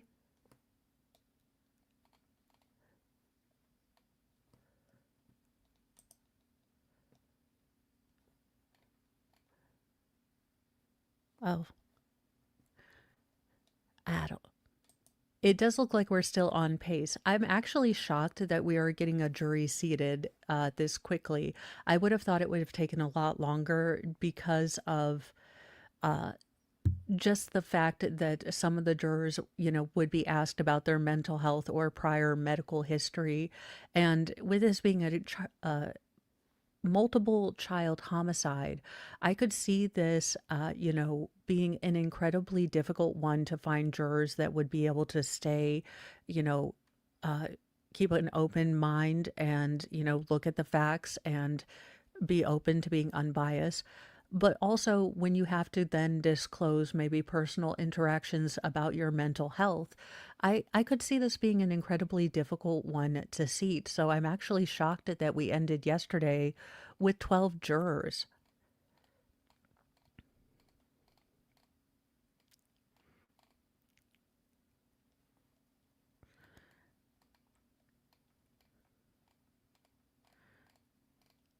And I will say, looking through this, I've been impressed with the search warrants, the amount of detail. A lot of this is dry reading, and I appreciate the, attention to detail and the care and, how things were, put in and worded. And then we also have gotten testimony through this document dump from different people that were kind of friends of the Clancy family about how, Pat was relating Lindsay's struggles and how Lindsay hadn't been very active in the friend group. Now, it doesn't state whether Lindsay was prior a very active social person, so it doesn't really, clarify whether this was, out of the ordinary, but one of the husband Pat's close friend did remark that she had been, not as seen or, she hadn't attended as many social functions, that it was out of the ordinary for her to attend things, and that he had been shocked by her presence at a, kind of couples get together. So there do seem to be signs that she was definitely struggling, but I think the defense will have a hurdle to overcome as far as there being a spectrum of good days, bad days. Crap. And we are going to be getting into details of the findings of the medical examiner. So I am going to give us a quick Moxie break. It's about 1 minute 30 seconds. You can get your emotional support adult beverage. It is after 12 o'clock, at least Central Time Zone.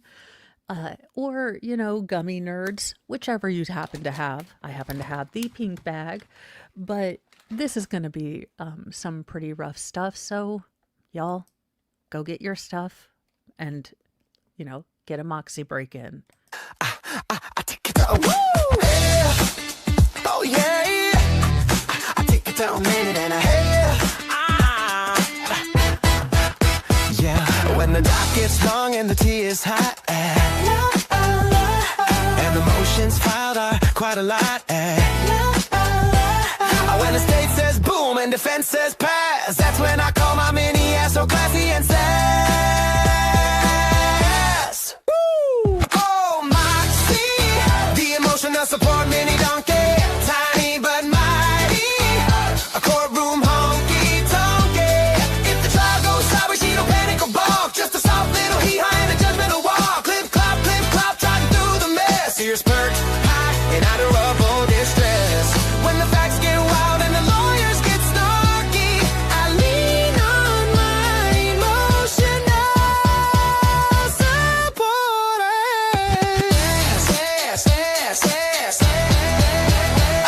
If a witness says I can't recall, she side-eyes gently from the stall. If the sidebar lasts all afternoon, she hums a brave and slightly off tune. She's pocket-sized but bold of heart, a fluffy illegal work of art. From board down woes to verdict day, she snacks on hay and leads the way.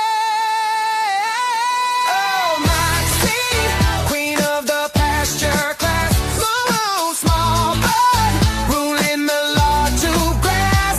When the timeline spirals and things get funky, there's peace in a steadfast mini donkey. Clip-clop, courage, fluffy and spunky. All hail the emotional support as Moxie. Oh! And JKD Buck is right. We love you here, but I never want you guys to sacrifice your mental health. And honestly, after I get through this section, depending on what we are doing and how things are looking up,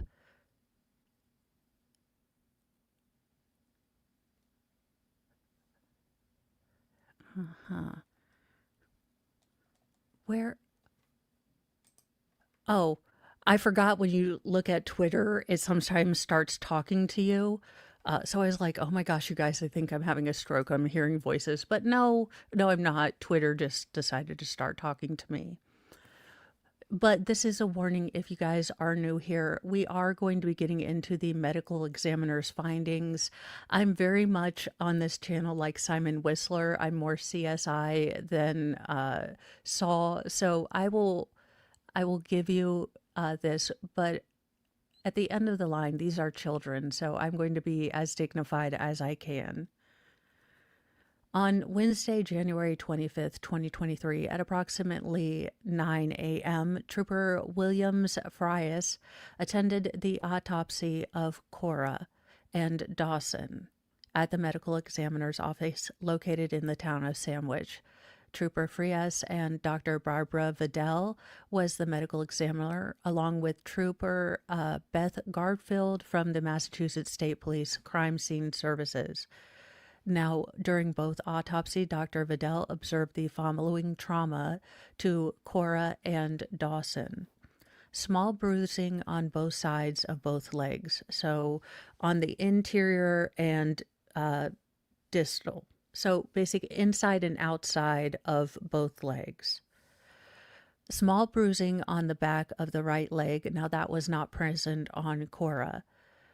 Small bruising on the right arm. Ligature around the neck. Redness to their faces along with the little broken blood vessel petechiae in the face. Now they were also found inside the eyelids, in the upper, so on the mucosal membranes inside the softer parts of your mouth. This was obviously a prolonged experience because these were very pronounced and all over. Heavy lungs. Now, skeletal x-rays were negative for trauma. There was no evidence of blunt force trauma, any brain injury, or skull fractures. And welcome, OnlyFans. Sorry you're dropping in on a, well, craptastical time, but thank you for dropping in. And that is a small blessing that there were no other injuries. It feels like a violation of the English language that I should say that there is a blessing. Because of, we've seen cases where there's more and more trauma. And as horrible as this is, at least we don't have more trauma to have to. And welcome, Cooperade. There was also no soft tissue damage on either of the children in the back. That was noticeable. Neck muscles were negative for hemorrhaging. The hyoid bone was intact for both of the children. And the eyes did have some, indication that there was strangulation. Now, at this time, both manner of death were pending after the autopsies. On Wednesday, January 25th, at the only time that military time gets me is that I forget that the year is also not a time. 2023, at approximately 15:45 hours, Trooper McDonald sought and received an arrest warrant for Lindsay Clancy for 8 counts of the following charges: murder, strangulation, assault and battery, dangerous weapon. The criminal complaint was issued by Plymouth County District Clerk Adam Baylor. The affidavit and criminal complaint paperwork have been digitally located on A6 file or case file. On Wednesday, January 25th, 2023, at approximately 15:25 hours, Trooper Jerome McDonald sought and received a search warrant from Plymouth County Superior Court Judge Brian Davis. The search warrant for trace evidence of Lindsay Clancy, signed affidavit and search warrant for trace evidence application were loaded on the file system on Wednesday, January 25th, 2023 at approximately 15:32. Trooper McDonald arrived at Brigham and Women's Hospital in the city of Boston to execute the search warrant. He presented the execution for the search warrant and was Massachusetts State Police Chemist Maureen Hartnett, Massachusetts State Police Chemist Sarah Borsick, and Trooper Matthew Foley of the Massachusetts State Police Crime Scene Services section. Trooper McDonald, Trooper Foley, Chemist Hartnett were escorted to Tower Floor 8, Room 8C58 by security guard Noah Evangelista. Upon arrival of the room of Lindsay Clancy, Trooper McDonald met with Officer Cam Daly of the Tewksbury Police Department.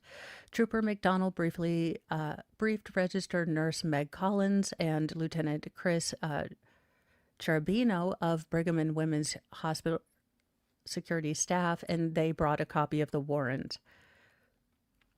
Now, Trooper Foley began to digitally document Lindsay Clancy's injuries during the execution of the warrant. Registered nurse Meg Collins and registered nurse Rachel Amendi assisted in pointing out injuries and removing bandages for Trooper Foley to successfully document them using photography of a digital nature.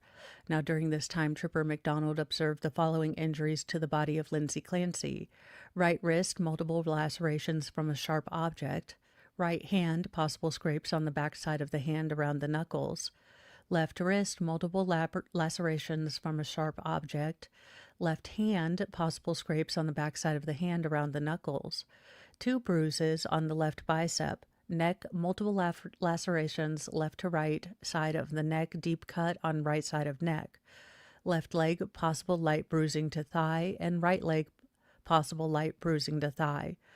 Trooper McDonald was unable to observe any trauma to the back of Lindsay Clancy because of a spinal cord injury. Registered nurse Rachel Amendi advised Trooper McDonald that she was the original nurse for Lindsay Clancy when the patient arrived at Brigham and Women's Hospital. She stated that she did not witness any trauma to the back of Miss Clancy. Now, Nurse Rachel further explained that on January 25th, 2023, at approximately 03:30, so 3:30 a.m., Lindsay Clancy became unresponsive and was worked on by hospital staff and was now considered stable at 4:30. So she did have a code or an episode, but also had to be resuscitated and then went back to being stable. Now, Nurse Rochelle, advised Trooper McDonald that Lindsay Clancy was unconscious at the time and unable to hear their conversations. Once the digital documentation was complete, Massachusetts State Police Chemist Maureen Hartnett conducted external swabs from the left hand fingernails and right hand fingernails of Lindsay. Now, Nurse Megan Collins provided Trooper McDonald with a list of injuries that were documented by hospital staff. On nursing progress notes, a summary of injuries has been located up on the case report. Below is a summary. So C1 burst fracture, bilateral non-displaced C4 lamina fractures. So her cervical spine C1 had a burst fracture. There's bilateral, so both-sided, non-displaced. Look, I am sure they're going to have a doctorologist explain all of this. But basically, her spine is effed. From T5 to 6, a commuted tricomular fracture with 14 millimeter T5 through 6 anthrolysis with multiple osseous fragments within the canal, which is largely obliterated. For T, spinous process fractures, malalignment of RT5 through 7. Basically, all of her thoracic spine is screwed. There are pieces of the bones that are in the, spinal column that are interrupting. The spinal column or canal is completely obliterated. She probably doesn't have any feeling below mid thorax. Let's see here. LT 6 through 8, TP fractures, malalignment of RT 5 through 7. T7 through 8, costovertebral junctions, hemorrhage tracking into the upper retroperineum from caudulopostular mediastinum and thoracic paraspinal soft tissues. So there was some soft tissue damage, bruising, extensive bruising around everything. And they'll explain this a lot better. Don't take medical advice from me. I eat gummy nerds. Acute, mildly displaced, mildly commutated fracture of the spinous process of T4, small bilateral or pneumothoraxes. So she had small punctures in her lungs and lung escaping the lung cavities into the chest cavity. A right first rib fracture, a superficial laceration to the anterior neck, and bilateral So front of the neck and superficial, it didn't go through to the fat layer and muscular layer. So superficial for medical reasons means that it stayed in the top level of the dermis or the skin, and you didn't go in to see, muscle, bone, tendon. Superficial can still look really, really gross, is what I'm trying to tell you. But it doesn't get into the intermuscular level. On Wednesday, January 25th, 2023, at approximately 1900 hours, the search warrant was complete and all troopers secured from at Brigham and Women's Hospital in the city of Boston. This is for the cell phone, and they're going to be getting the subscriber number, all of the data history of that. And it will be interesting to see if she had moments of lucidity where she was trying to, express or look up, these severely worrying issues. Because here's the other thing that I think the defense is going to have to deal with. She is a labor and delivery nurse. She is not unaware of what really troubling signs of postpartum depression might be. So you do have to get over that hurdle as well. Again, not without sympathy, but if you are hearing command auditory hallucinations and you are a labor delivery nurse, you know how incredibly delicate this situation can be.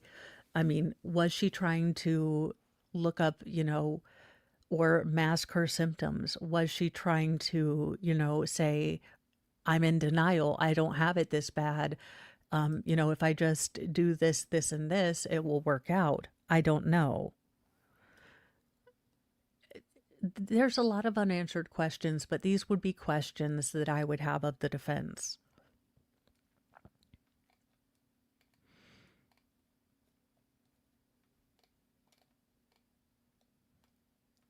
We are getting close. A lot of this is going over a lot of the same information and things that, where the children were found, in what state they were found.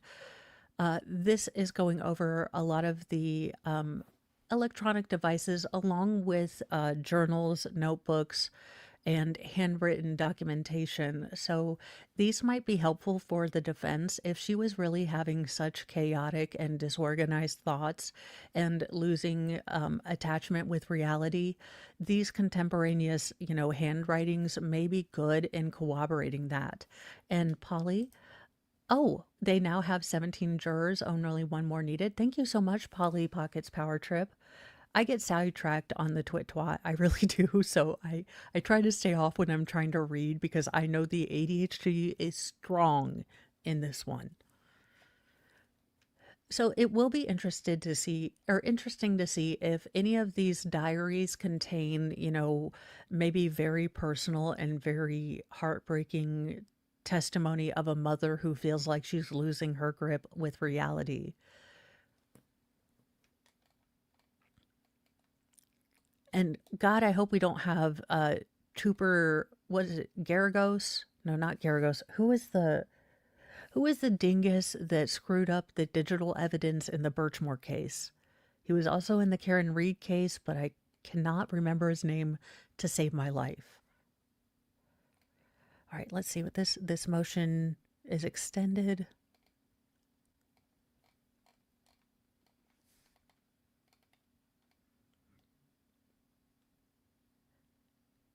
Purple. This looks like it's for a tablet.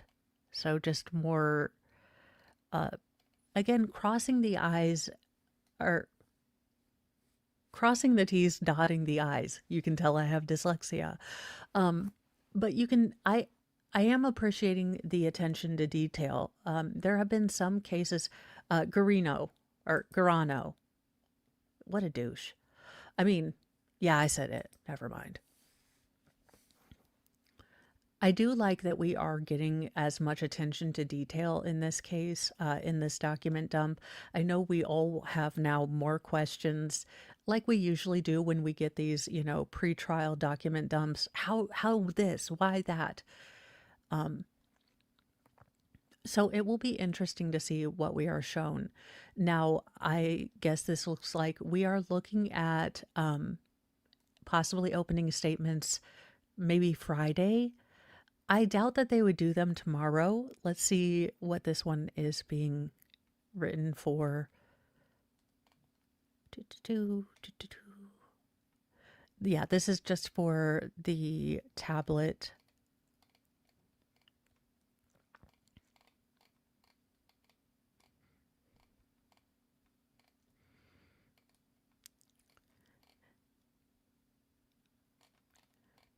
And it will be also very interesting to see how the state presents this case. You are going to have a fairly sympathetic or defendant here. And if I'm looking at, I believe the breakdown was 7 women at last count to 5 men. So how is this going to play to a larger female demographic jury? I don't know. So I do think that the state is going to have to be very careful in how they present this case. Hopefully they have a very less is more. I think I've heard. I will say that I gave them high marks in the pretrial hearing, but if it happens that one is a butt monkey, I don't mind reading. It actually helps me absorb things. I always feel like, y'all, I don't know if it's my lot in life. And again, what a first world thing to bitch about. But I always feel like I catch these cases right as they're getting ready to start. And you have wonderful content creators like Pretty Lies and Alibis and Defense Diaries, who know like all the background and all the people. And I'm like, hi, my name is Mo and I do trials. Let's do something. I always feel like I'm a little bit ill prepared. According to Nosy Rosie, they have 17 and they wanted to see 18. This is anticipated to be a 6 to 8 week trial, and it is essentially a triple child homicide. So this is going to be incredibly taxing. So the amount of alternates seems appropriate. I think they also increase the amount of strikes or challenges they could have.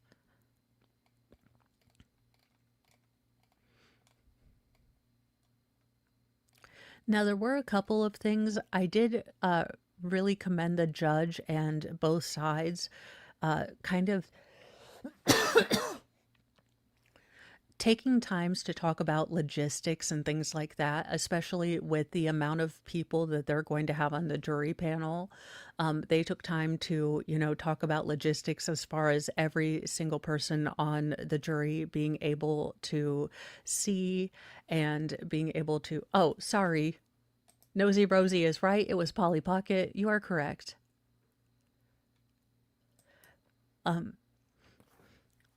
So there have been, sort of prep work done for logistics and when and how things are going to be presented. So I really appreciate that the judge and the both sides, even if one turns out to be a butt monkey later, that they're taking the time to not waste the jury's time. That is one of the most disrespectful things you can do, in my opinion, as a layperson, is if you are ill prepared or waste the jury's time, that is the most disrespectful. I do wonder, I hope it will be good. I am very honest that I don't think I could do a child case. I don't think I would be the right juror. I don't think I could be unbiased. I think I needed a break after talking about how the kiddos were in the ER. Just thinking about them being covered up in all that medical equipment kind of broke me. So I know I wouldn't be a good person. My emotions would be way too, I think, pronounced, and I don't think I'd be able to be logical. And I'd have to be honest about that. And it seems like we're going over injuries. All right, do brace yourselves. We've got one more medical examination to go over. On Sunday, January the 29th, and sadly, that is because little baby Callan, 8 months old, they were able to resuscitate him to the point that they could get him life flighted to a good children's hospital, and they, worked as hard as they could to save him, but unfortunately, he also passed away. So his medical examiner autopsy was a bit later than the other children. On Sunday, January 29th, 2023, Trooper Rabbit attended the autopsy of Callan at the office of the Chief Medical Examiner in Boston.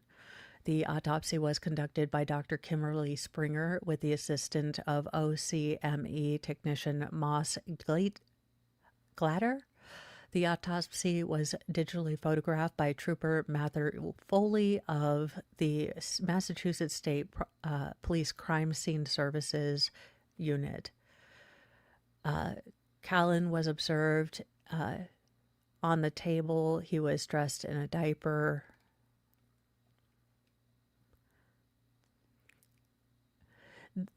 So similar to how I covered both Cora and Dawson, there were no signs of any head trauma. There were the little petechia, the blood vessels all over his face. She didn't find any hemorrhaging in the musculature under his neck, though. She did collect both his eyes and brain because, as we talked, or as we learned in the Karen Reed trial, there's a subspecialty of,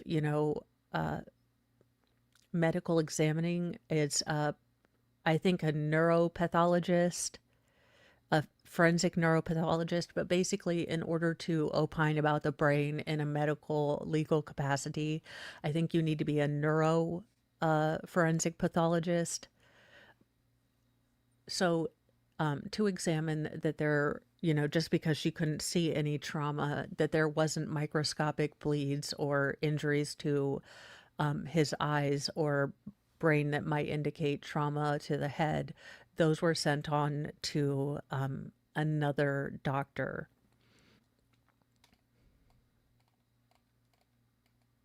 And then this just goes in more to tablets. There is no really rhyme or reason as to where they place these sort of disparate kind of things in these in these document dumps sometimes. Or maybe there is and I'm just ignorant of it, which could always be, look, my ignorance is legendary and it could always be the factor.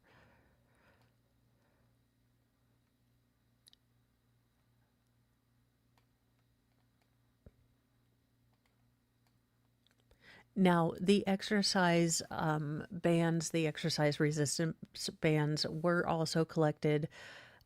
Those were collected as the possible weapon. Now, again, new to the case, so there were kind of alternate talk on it within the documents as to whether the father, Patrick, removed the bands or they were removed by first responders that were trying to help the children. And welcome, let's see, Meemaw, Geo. I was like, why is reading fundamental? I am sorry, you guys. It is a weird pain day for some reason. I didn't behave like a jackrabbit yesterday or a jackbutt.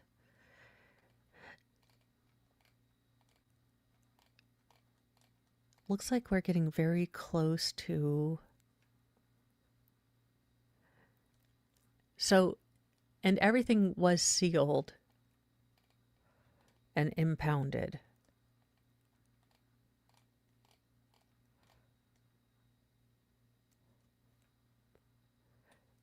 Still, the tablet, sometimes I wonder if they just like take the papers, throw them in the air, let them fall where they may, and then they do a document dump. I do wonder. that is all that we have as far as the search warrant and things like that. Let me do a quick perusal of the Twittersphere.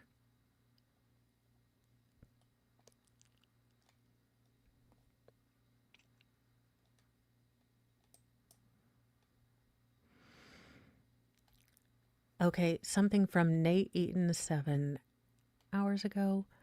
Well, this is where we are pretty much going to end today, because I will save my voice, because tomorrow we will be starting out on the civil lawsuit. Now, what I'll probably do is start a bit earlier, maybe 10, because there are 700 pages. Now, basically, I am doing this to try to speed run and get myself kind of up to date. But if you are new to the case too, never. And honestly, this is more for the lurkers out there. Hi, I used to be one of you, and now I'm up here. No, I'm just kidding. But honestly, this is going to be a rough case, and this chat is awesome. Don't ever be afraid to ask a question, to feel like, oh, I bet everyone already knows this. This chat is really good about answering questions, and we respect other opinions. Just come in good faith. That's all we ask. This doesn't have to be an echo chamber. This doesn't have to be, a mind your P's and Q's. Yeah, sure. Just, if you have a question, be brave, ask it, because I guarantee you 3 or 4 other people are probably wondering the same thing. So, don't be afraid to ask questions. Yes, you can. Oh, dear Lord. Are you doing the 4-year-old thing? Ah, well, there you go. So, I encourage you, we will try, we meaning us in the chat and me, but I'm going to speak for myself. Look, motherhood is incredibly wonderful, but it's also terrifying, and you can feel incredibly alone. And, as a mom of 6, I wish I had all the answers and I could tell you, this is probably what happened. But the truth is, motherhood is really, really hard. And, it's not easy. And, what I can promise you is I will cover this case with dignity and respect and a little bit of dark humor. And we will have puppy kitten breaks. We will have Jimothy breaks. We will have all sorts of breaks. But we will try to cover this with the respect and humor and, mild ADHD that we did with the Athena Strand case. And I'm humbled about a lot, but you guys really, the comments I got on my Athena Strand coverage really helped me get through this. So we are going to have a final Jimothy break before we go, because holy crap. I mean, who can't have a Jimothy break? We are doing it, if I can find it, because, but we are having a final Jimothy break before we go. And let me see who I can send you guys forward to, because I want to save my voice so we can get into the civil case. Let me see who is on right now. I know. And a special shout out to any bunnies who are sent over here at the end of this. Look, you're welcome too. I hope that your Queen Jess has lovely coverage of this, but you're welcome over here too. And as long as you come in good faith, have fun in the chat. I have no problem. We are equal opportunity. I just want everyone to watch this however they can and with whom they want. So have fun with that. I am going to send you on over to, why do I have like 900 people I don't know on this, and not people I actually send people to? YouTube, could you do a job? Could you do better? I'm going to send you over to Sal. He is doing some Judge Fleischer. So a couple of fun trials, and not so heavy things as we get ready for this. Now, I will keep up to date. And if we do have openings tomorrow, then obviously I will not be reading the civil lawsuit. Obviously, we will be going for, opening statements. I will have my digital notebook and we will be going through all of this. I will be taking notes and doing breakdowns, but I just wanted to put it out there. Never be afraid to ask a question and don't be afraid to have a differing opinion as long as it's in good faith. I mean, that's all we ask. I don't want this to be an echo chamber, but, come in good faith and we will be fine. I will see you all tomorrow. Remember, no mornings with Mo. I do have to go to the doctor. So if we do have opening statements, I will be medicated and ready. Which is good. It's a good thing. I'll see you guys in a little bit. Bye.